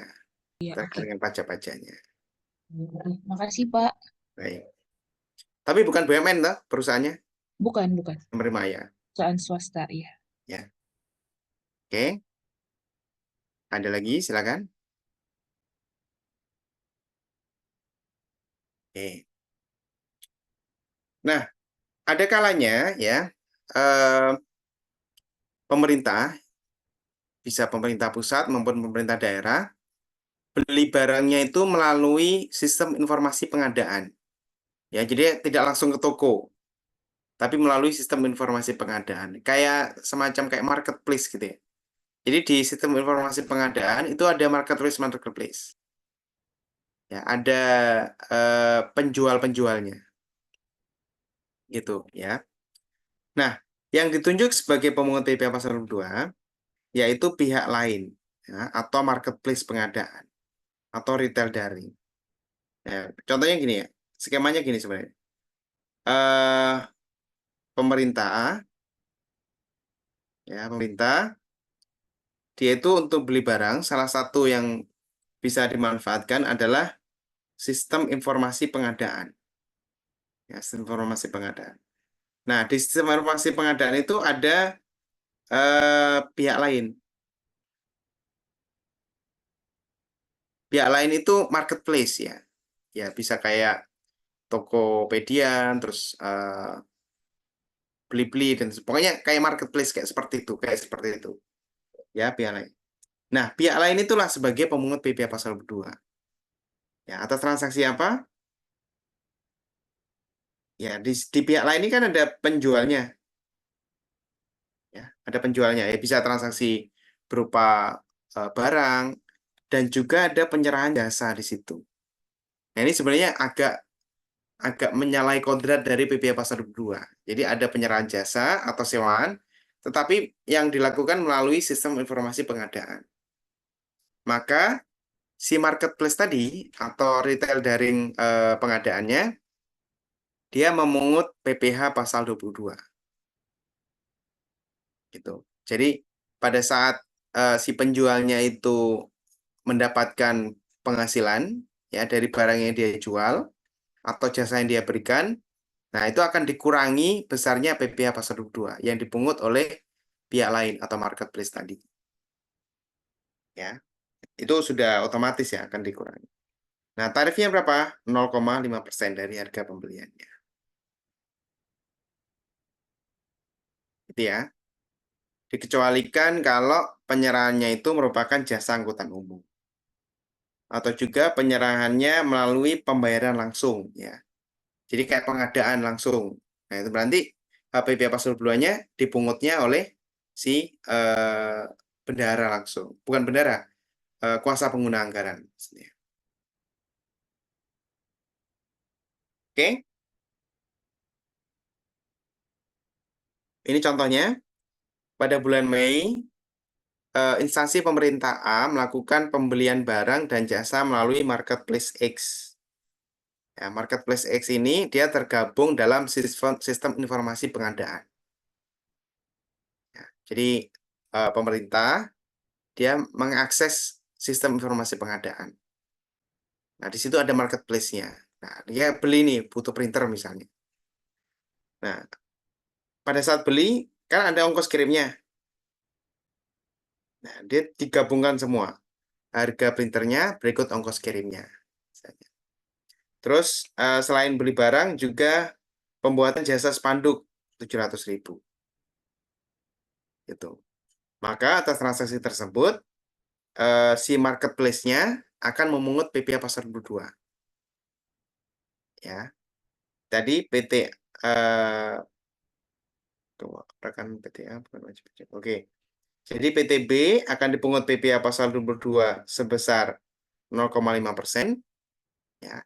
Dan PTC akan dipungut PPh pasal 22 sebesar 0,5% juga.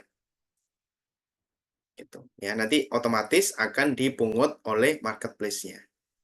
Ya, uang yang diterima oleh penjualnya atau yang memberikan jasa itu sudah dikurangi dengan PPh pasal 22. Gitu ya. Oke.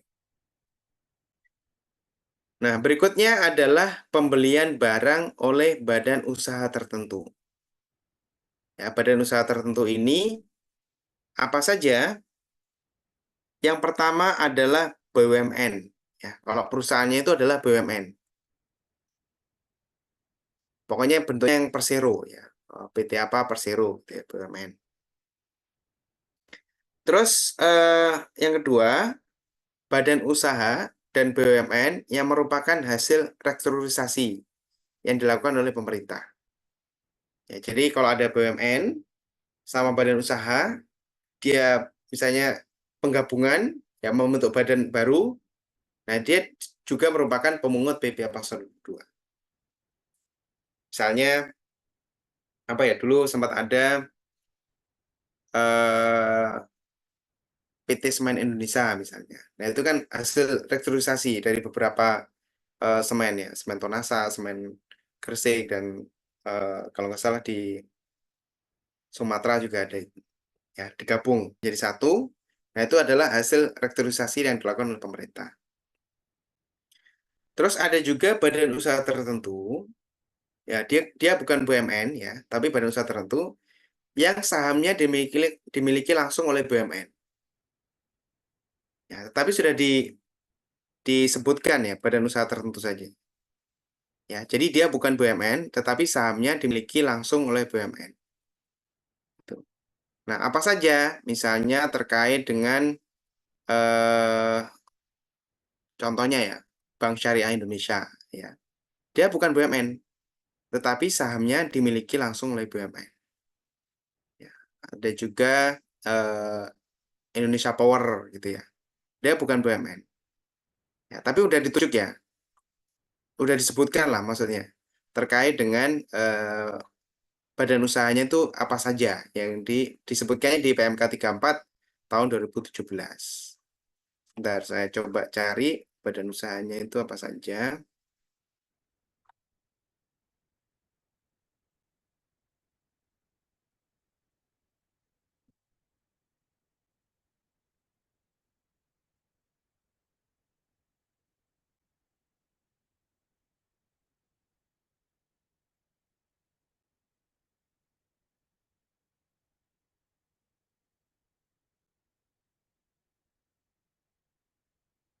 Ya, di PMK 34 tahun 2017, di situ ada yang badan usaha tertentu yang dimiliki langsung oleh BUMN, ya, meliputi PT Pupuk Sriwijaya Palembang, PT Petrokimia Gresik, terus PT Pupuk Kujang, terus PT Telekomunikasi Seluler, terus PT Indonesia Power, terus PT Pembangkit Jawa Bali, dan seterusnya ya.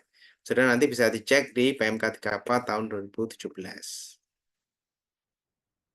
Dia sudah ditentukan PT-PT-nya.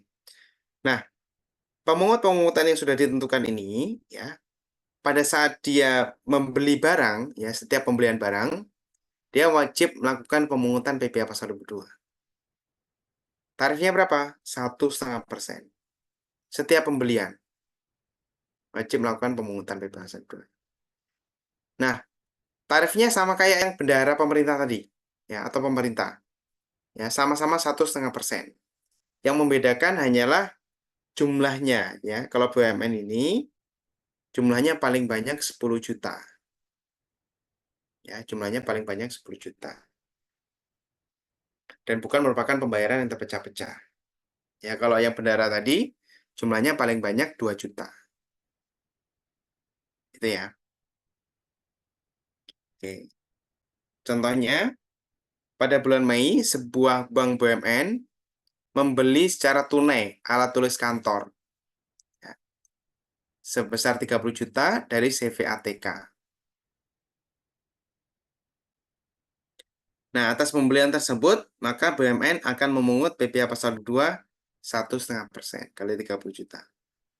Nah, nanti BUMN akan menerbitkan bukti pungut PPh pasal 22. Namanya bukti potong atau bukti pungut PPh unifikasi. Jadi formulirnya satu aja. Yang formulir satu, yang di situ gabungan antara PPh 23, 4 ayat 2, pasal 15, sama termasuk di situ PPh pasal 22. Itu ya. Nah, nanti bukti pungutnya itu yang diberikan kepada CVATK, bagi CVATK itu dapat menjadi kredit pajak pada SPT tahunan. Oke. Ada pertanyaan dulu, silakan. Ada Pak. Ya, silakan. Kalau bank itu tidak lalai menyetor tanggal 10, pihak ATK itu kena sanksi dari pajak nggak? Menyetor gimana? Menyetor. Oh, BUMN tadi, Bank BUMN, dia paling lambat nyetornya itu kan tanggal 10 bulan berikutnya. Nanti yang disanksi oleh pajak itu adalah yang dia ditunjuk sebagai pemungut, ya, yaitu Bank BUMN tadi. Ya, lupa menyetor atau terlambat menyetor, ya. Nanti sanksinya akan ditagihkan kepada Bank BUMN. Termasuk kalau dia tidak melakukan pemungutan. Ya, jadi kalau misalnya ada wajib pajak, dia itu seharusnya memungut, tetapi dia tidak dipungut, maka nanti atas PPh-nya akan ditagihkan. Ya, akan ditagihkan ke pihak yang seharusnya memungut tadi. Ya. Ada pertanyaan lain? Silakan.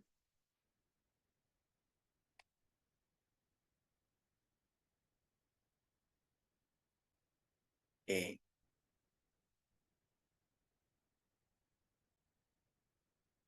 Berikutnya, ya, kalau tadi itu pembelian ya, ini ada penjualan. Yaitu penjualan hasil produksi oleh industri semen, kertas, baja, otomotif, dan farmasi. Ya. Pemungutnya siapa? Pemungutnya adalah badan usaha. Ini tidak harus BUMN ya. Ya, badan usaha tersebut dia bergerak di industri semen, industri kertas, industri baja, industri otomotif, dan industri farmasi. Ya. Nah, yang dipungut apa? Yaitu setiap penjualan hasil produksinya. Ya, penjualan hasil produksinya. Makanya tadi ada sempat pertanyaan ya. Kok saya dipungut PPh pasal 2?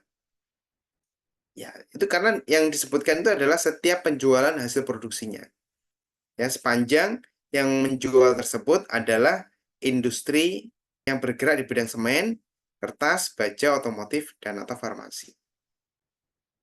Nah, sebenarnya itu dipungutnya hanya kalau kepada distributor saja. Ya, penjualannya itu hanya kepada distributor yang dipungut sebagai PPh pasal 22. Itu. Ya, distributor itu dalam arti dia bukan konsumen akhir, ya, akan digunakan kembali. Gitu. Ya, mungkin kalau mengacu pada pertanyaan yang di awal tadi, kemungkinan bagi industri kertasnya dia dianggapnya si yang beli tadi itu bukan konsumen akhir. Jadi dipersamakan kayak distributor. Gitu ya. Nah, tarifnya berapa? Tarifnya 0,1% untuk penjualan kertas, ya, dan turunannya, ya. Terus penjualan semen 0,25%, baja 0,3%, kendaraan bermotor 0,45%, dan penjualan obat 0,3%. Gitu. Ya, berdasarkan dia bergerak di industri apa. Ini tidak harus BUMN. Oke.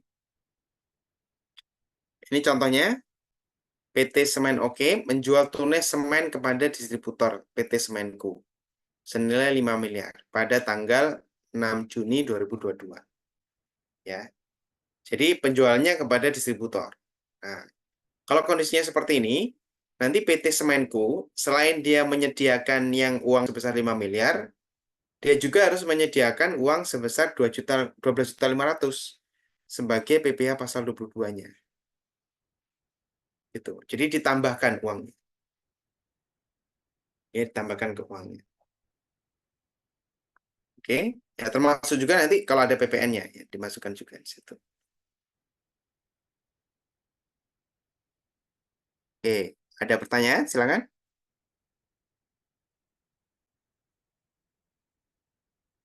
Jelas ya.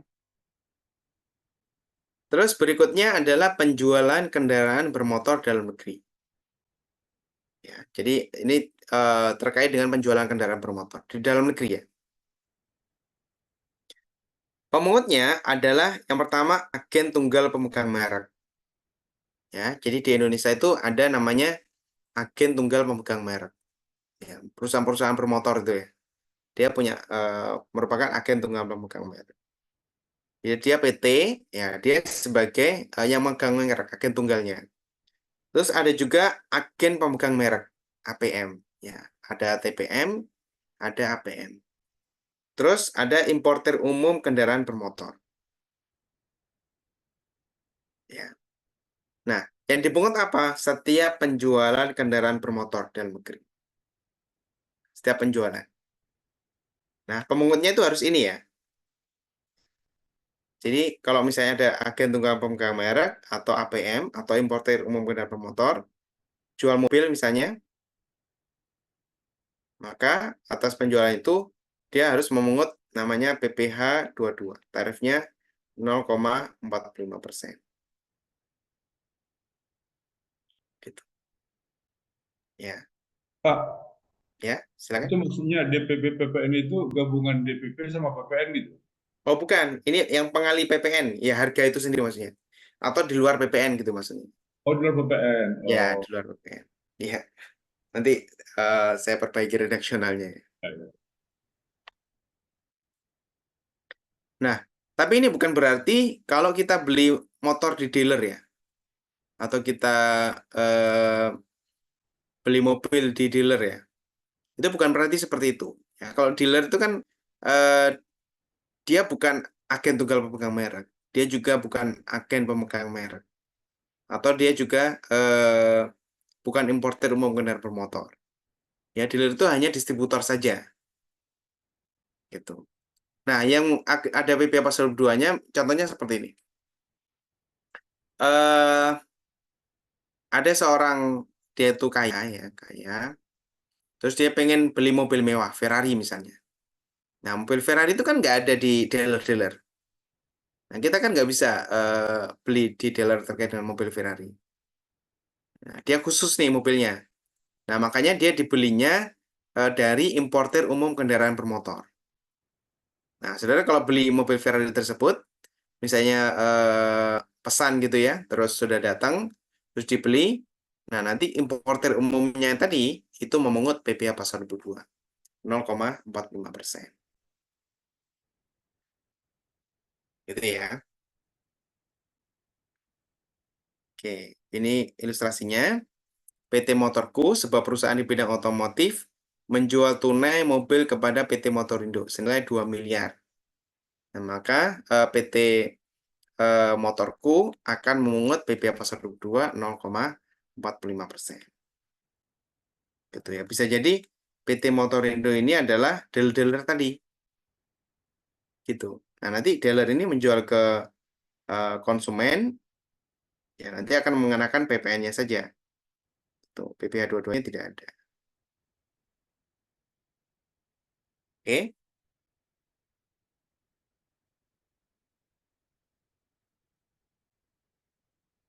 Nah, berikutnya adalah penjualan BBM. BBM itu bahan bakar minyak ya. Terus BBG, BBG itu adalah bahan bakar gas dan juga pelumas. Ya, jadi setiap BBM, BBG dan pelumas. Pemungutnya siapa? Pemungutnya adalah produsen atau importer BBM. Ya, produsen itu artinya dia memproduksi. Misalnya Pertamina, dia kan produksi sendiri ya. Contoh ya, memproduksi sendiri misalnya kalau di Indonesia. Atau bisa juga ada perusahaan lain, ya dia importer bahan bakar minyak. Bahan bakar minyak itu diimpor dari luar negeri misalnya. Bahan bakar minyak, bahan bakar gas, sama pelumas. Ya dia ditunjuk sebagai pemungut PPh pasal 22. Apa yang dipungut yaitu setiap penjualan BBM, BBG, dan pelumas. Nah, tarifnya berapa? Tarifnya, kalau yang dijual itu adalah bahan bakar minyak, ya BBM, dijualnya kepada SPBU, ya. Terus yang menjual itu adalah Pertamina atau anak perusahaan dari Pertamina, maka tarifnya adalah 0,25%. Ya, jadi SPBU ya untuk jual BBM, dia kan harus beli dulu di Pertamina. Ya, SPBU itu harus beli dulu dari Pertamina. Nah, pada saat beli BBM, maka Pertamina akan memungut PPh pasal 22 sepanjang beli SPBU ya. Tarifnya adalah 0,25%. Itu, tarifnya 0,25%. Nah, selain itu, tarifnya adalah 0,3%. Misalnya, yang menjual itu, yaitu bukan Pertamina. Ya, bukan Pertamina. Menjual BBM bukan Pertamina. Maka, yang penjual BBM tadi, itu memungutnya 0,3%. Ya, atau penjualan selain A dan B. Jadi penjualan selain KSPBU. Ya, tarifnya juga sama, 0,3%. Dan penjualan BBG dan Pelumas, tarifnya juga sama 0,3%. Gitu ya.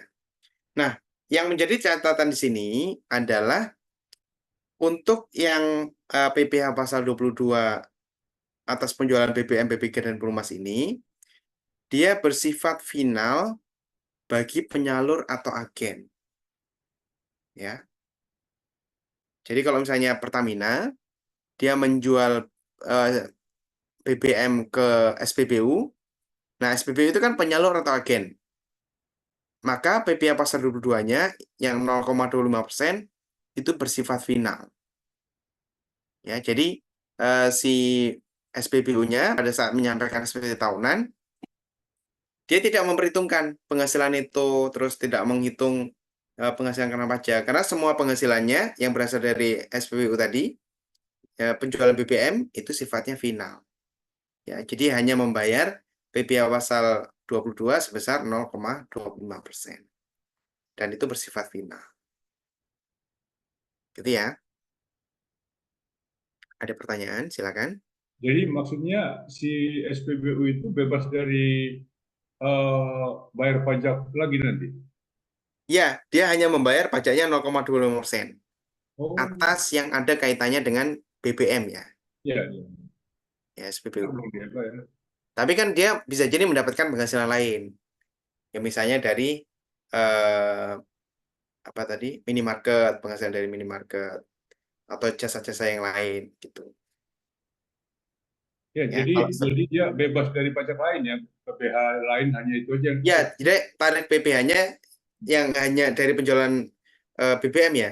Tarif PPh-nya itu dihitung tidak dihitung menggunakan tarif pasal 17.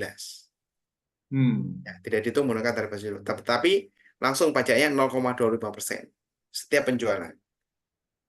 Karena pajaknya ini kan tarifnya relatif kecil ya Pak, dibandingkan. Ya memang harusnya ya di SPBU itu kan marginnya memang kecil. Makanya ada fasilitas ini. Oh iya, iya. Ya. Malah katanya marginnya, saya nggak tahu margin aslinya berapa. Malah katanya marginnya itu lebih tinggi pedagang eceran itu apa? Yang jual di pinggir jalan itu lah, penjual BBM pinggir jalan itu malah katanya lebih tinggi itu Iya. marginnya. Makanya ada fasilitas yang PPh-nya final. Gitu ya. Kalau nggak final nanti kan akan dikenakan tarif pasal 17 tuh. Iya Pak ya. Ya, kemungkinan akan merugikan bagi SPBU, kemungkinan ya. Oke. Ini contohnya. Oh, sebelum ke contohnya. Nah, misalnya ada PTA. PTA itu punya bus ya. Bus ya untuk transportasi lah. Nah, busnya ini kan butuh BBM. Nah, BBM ini beli ke SPBU. Ada PPh dua-duanya atau tidak?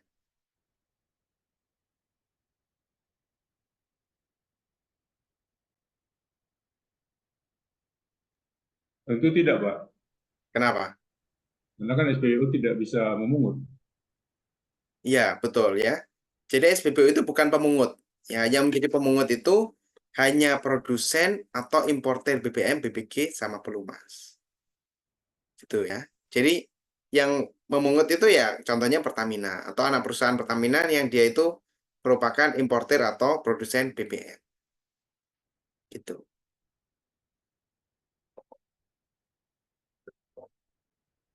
Oke.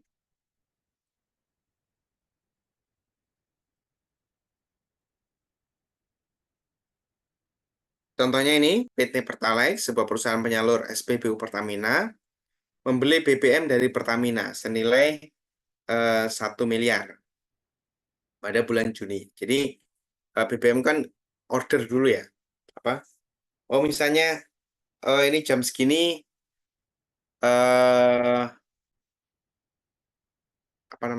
jenis BBM Pertamaxnya habis gitu ya. Makanya dari SPBU akan order ke Pertamina. Nah, sebelum truknya Pertamina itu jalan, si SPBU dia membayar 1 miliar, terus ditambah dengan BPA pasar 22 0,25%. Itu membayar. Nanti di Pertamina akan menerbitkan bukti pungut ya 0,25%. Itu sebagai bukti pembayaran pajaknya. Oke. Terus berikutnya adalah pembelian bahan untuk keperluan industri atau ekspor terkait dengan sektor kehutanan, perkebunan, pertanian, peternakan, dan perikanan.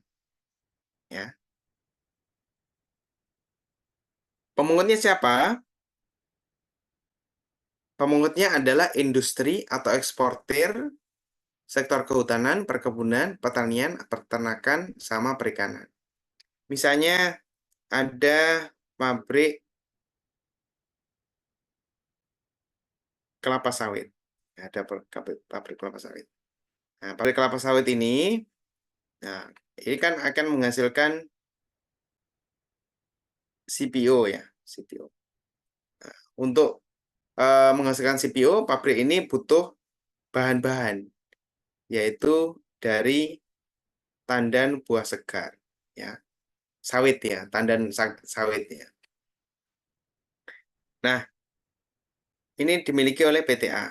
Nah, PTA mungkin kebunnya nggak mencukupi, nah sehingga harus dia beli nih, harus beli. Ya, baik dari petani atau beli dari PT lain gitu ya, atau beli dari pengumpul, pokoknya beli. Nah, setiap pembelian ini, kalau jumlahnya lebih dari 20 juta, maka si PTA wajib memungut namanya PPh 22. Tarifnya berapa? 0,25%. Setiap beli bahan-bahannya. Ya, kenapa dia sebagai pemungut? Karena masuk kategori ini sebagai industri hasil perkebunan. Gitu. Oke, termasuk belinya kalau ke orang pribadi. Ya, sebagai pemungut BPH pasar duduk. Oke, ini contohnya.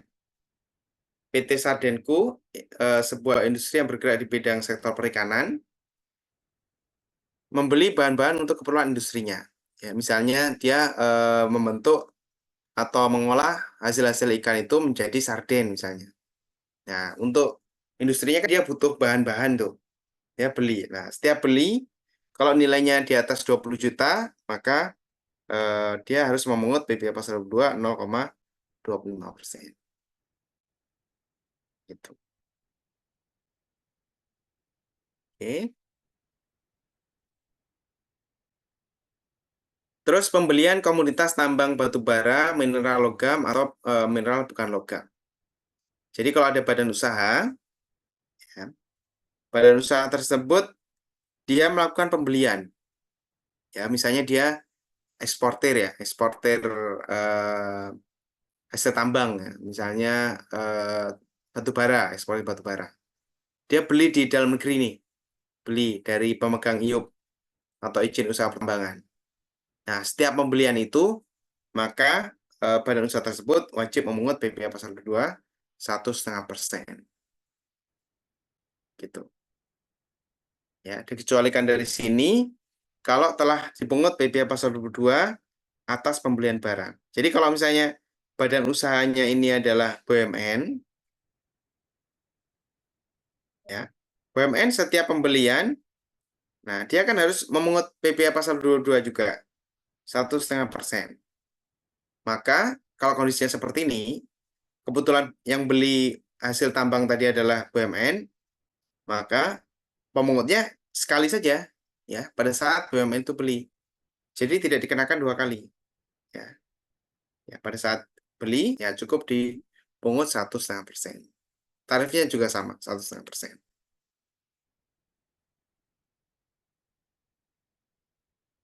Oke.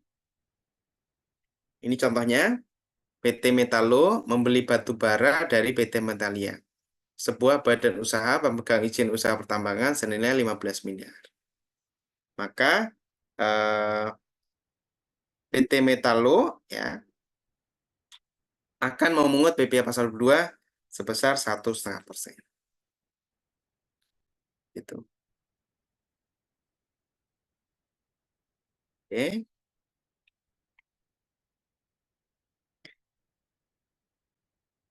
Terus berikutnya, ini sebenarnya ketentuan baru ya, atau mungkin saudara jarang menemui ya, terkait dengan penjualan pulsa dan kartu perdana.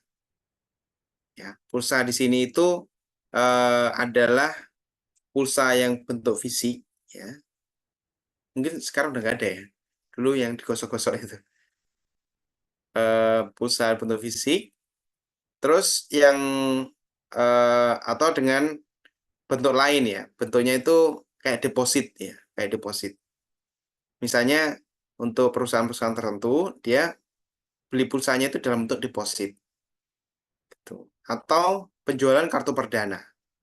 Ya, kartu perdana itu yang ada nomornya itu kartu perdana. Nah, bagi perusahaan telekomunikasi ya perusahaan utamanya ya, untuk penjualan atas produksinya dia, ya baik itu pulsa dan kartu perdana, dia kan ada distributornya. Ada distributornya. Ya. Nah, distributor yang pertama dia menjual dari perusahaan telekomunikasi atau yang pertama membeli ya dari perusahaan telekomunikasi itu adalah distributor tingkat 1. Ya, dia yang pertama kali mengambil dari perusahaan telekomunikasi. Terus ada juga distributor tingkat 2. Ya, dia membeli dari distributor tingkat 1. Nah, yang ditunjuk sebagai pemungut PPh pasal 2 yaitu distributor tingkat 2 ini. Ya, kalau distributor tingkat 2 ini jual kepada distributor tingkat 3 atau ke konsumen, maka distributor ini wajib memungut PPh pasal 2 sebesar 0,5%. Itu. Misalnya terkait dengan deposit. Itu. Ya, atau terkait dengan penjualan kartu perdana. Ya, bisa ke distributor tingkat berikutnya atau kepada konsumen langsung. Itu. Oke. Ini pengayaan aja bagi saudara. Bahwa ada PPh pasal 2 terkait dengan penjualan pulsa dan kartu perdana. Contohnya nanti bisa dibaca sendiri. Oke. Ada pertanyaan dulu, silakan. Oke, jelas ya. Nah, berikutnya adalah penjualan emas perhiasan dan atau emas batangan. Ya, penjualan emas perhiasan dan atau emas batangan. Nah, yang dikenakan PPh pasal 2 itu ya, setiap penjualan emas perhiasan dan atau emas batangan. Tapi konteksnya di sini itu yang selain kepada konsumen ya. Nah, di proses bisnis industri emas itu ada namanya pabrikan emas.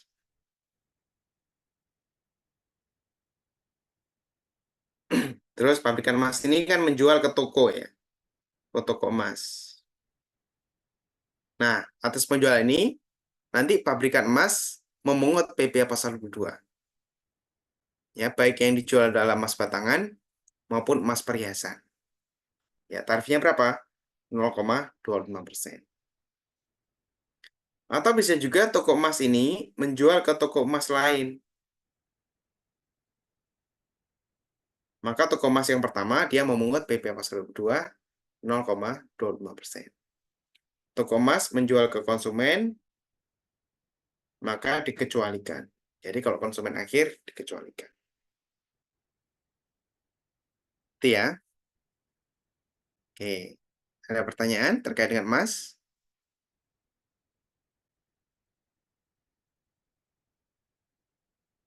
Ini contohnya, nanti bisa dibaca sendiri. Terus yang terakhir yaitu terkait dengan penjualan barang yang tergolong sangat mewah. Ya, ini penjualan di dalam negeri ya. Nah, pemungkutnya siapa? Yaitu wajib pajak badan yang melakukan penjualan barang yang tergolong sangat mewah. Ya, setiap penjualan. Nah, apa saja barang yang tergolong sangat mewah? Yang pertama adalah pesawat terbang pribadi atau helikopter pribadi, berapapun nilainya. Ya, sepanjang itu adalah pesawat terbang pribadi ataupun helikopter pribadi, itu merupakan barang yang tergolong sangat mewah. Kapal pesiar, yacht, dan sejenisnya.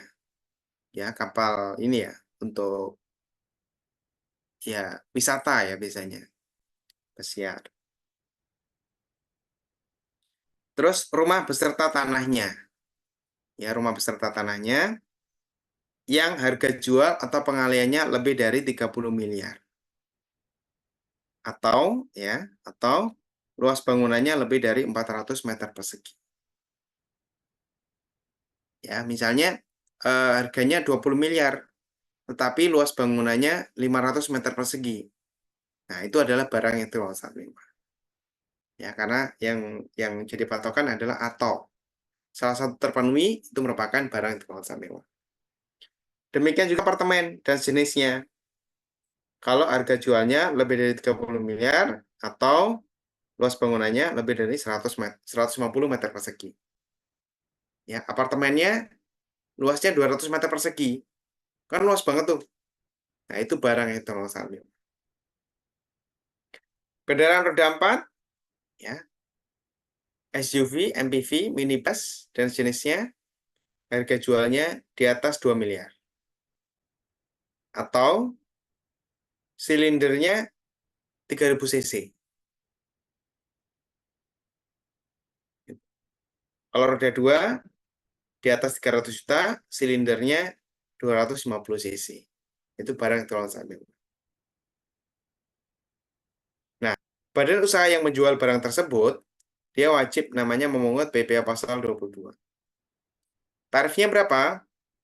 1% untuk yang poin C dan D. Ya, 1%. Yang berupa properti ya. Rumah maupun apartemen. Tarifnya 1%. Nah, selain itu tarifnya 5%.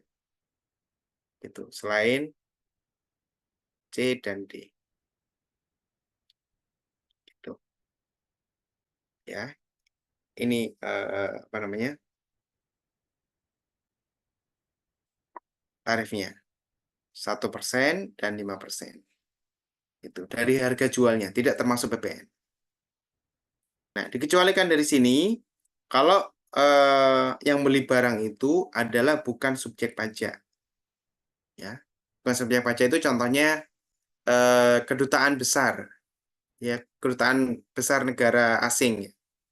Misalnya kedutaan besar Jepang, ya dia beli mobil, ya mobil untuk operasionalnya. Ya, kebetulan mobilnya itu mobil mewah. Nah, maka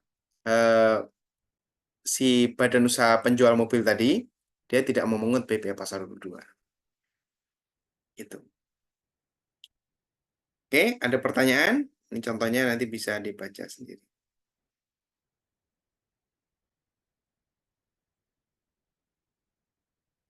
Atau ada diskusi sebelum saya akhiri kelas kita malam hari ini?